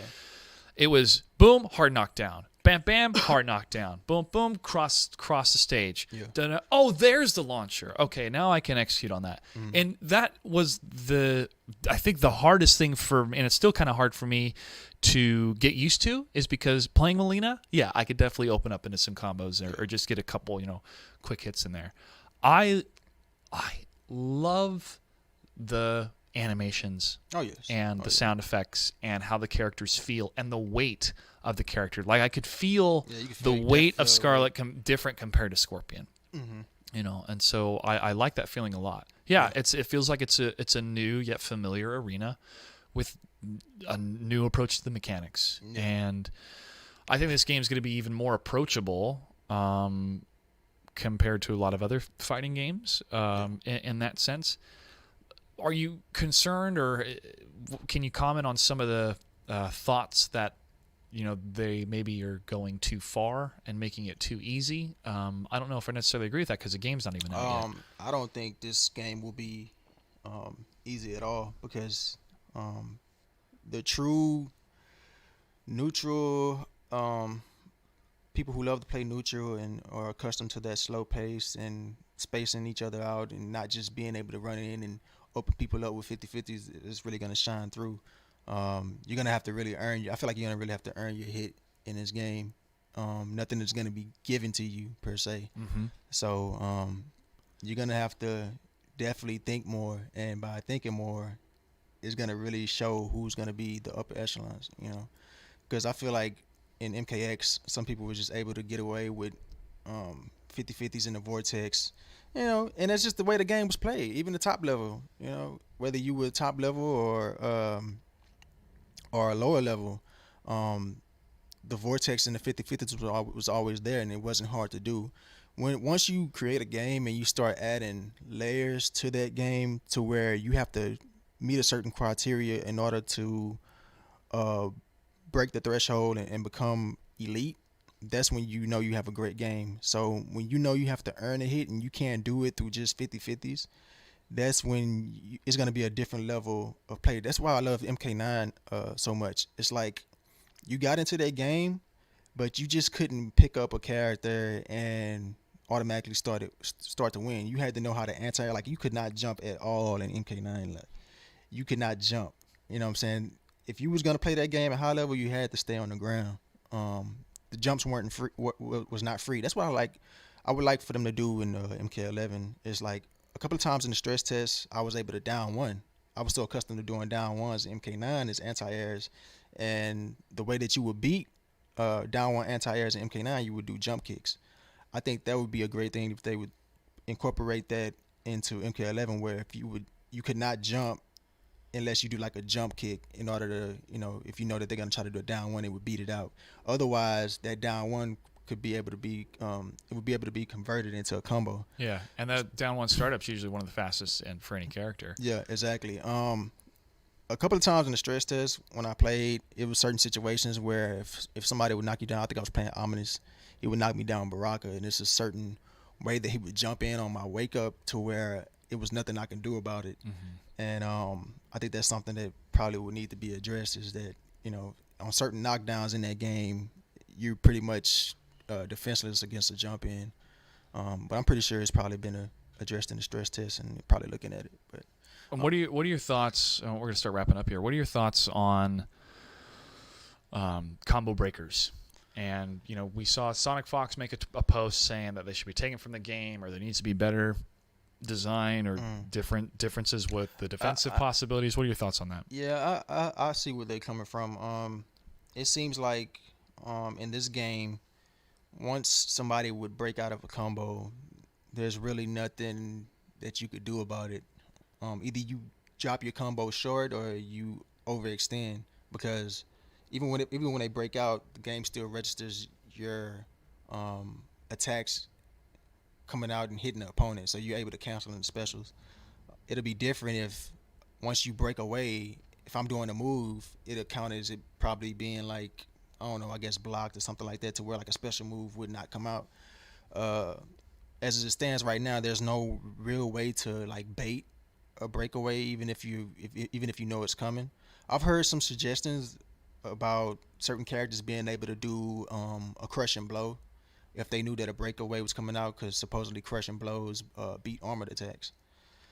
But I haven't really seen anybody bait it. So if they could put a way to be able to bait breakaways and maybe get an extra 25% damage or so off baiting a breakaway, then that would be great. As it stands right now, there's really they get out it for free. Yeah. You know, there's really no way to punish your opponent or make a hard read on if they're gonna break away or not. So I think that's something that should be looked into. Other than that, well, one of the things that was brought up was the breaker, the combo breaker in MKX, where the patch had made it to where you both reset into neutral. Sprint has been extinguished, so you can't sprint. So is that something that kind of, do you think that solution would work in something like this? I think it's hard for them to, because I feel like they went into this game already with their mind made up that the traditional breakers wasn't going to be. So I think for them to try to incorporate that now is going to be kind of hard to do, because I don't think it's intended to be inside the game at all. Yeah, I mean, I'm sure it's something that they're addressing, and then even just seeing kind of solutions from our end is maybe breakaway you can only use once per round, or maybe once per match. But I don't know. But I know they bumped up the timing from the stressors, I think, because I think I was counting when they was doing the combat cast when they did the breakaway, and it seemed like it took probably like 30 to 32 seconds for an entire 2 bars to come back, and like 15 seconds for at least one bar to come back. It seems healthy. Yeah, it seems like a good time frame. Yeah, I think that's a good enough time frame to where you're not over abusing the mechanic. Yeah. I also, in terms of the overall design, I like fatal blows and how we're going to see more of those cinematic moments, and then the fatal blow or the crushing blows cinematic moments, because we'd hardly ever see the X-rays in the professional scene, because you use all the meter for either defense or offense. That's why they separated. Exactly. And I think that is a very intriguing approach with that meter management, how the game's going to play out. And then knowing what you have to do for the specific instance of that crushing blow, and how you can maximize the damage of continuing the combo, but you can only do it once for that round. So you better make it work, make it happen for you. Yeah, I think they another thing I agree with is those fatal blows need to be punishable, because you have somebody like a ball, and we've seen his fatal blow where he like runs across the world or whatever, and he comes back on the other side of the screen, and it's so fast that you can't whiff anything, and it makes you so scared to press a button in the neutral, and it's like he's gonna get that back if you block it. And most of these fatal blows right now are safe, so if he does it and you whiff for a button and somehow you miraculously block in time, it's safe and it's gonna come back. So now it's gonna come back, and you have to worry about this all over again. Like, oh damn, it's gonna come back, but it's what, another 15 seconds? Yeah, but they can walk back and forth, and he can zone and all this other stuff. So he's gonna have time to get it back, and once he gets it back, you got to think about it all over approach. again. Yeah. So, all right. Well, I'm sure they're gonna get a lot of data with the stress test, or the beta test, which is happening this weekend. It actually starts on Thursday night for America. I think it was like 8:00 Pacific time at night for us on the 27th, and the 20th through the 31st. All weekend long, people get to play. Yeah. Well, we're going to start wrapping up here, dude. Anything else you'd like to say while you're here? Any shout-outs, anything like that? Shout out to the Combat Houston boys, the community. Not too many shout-outs. That's about it. All right. And then where can people find you? You can find me on Twitter at KHScar12. I have a YouTube. I think it's the same KHScar12. twitch.tv/scar713, and I think those are all my platforms. All right, man, and we're gonna definitely see you at tournaments this year. Oh yeah, for Mortal Kombat 11. Well, you've lived the life. You've been on the pro teams. You've seen a lot of stuff. And then here you are. Thank you for imparting your story, your wisdom. And I think these next 2 or 3 years are going to be a lot of fun, be it the last hurrah as a competitor or a new chapter. You don't know until you try, but I think we're all very optimistic for the future with this game. And it's a clean slate for everybody. That's man. right. And everybody's scrubs right now, so It's a good time, and might as well start it off right. So here we go. Okay, folks, thank you so much for joining us at the J.Gray podcast. You can follow me, Mr. Joshua Gray, all the social platforms, and on Patreon. Mr. Joshua Gray, everything helps. We'll see you next time. Thank you so much.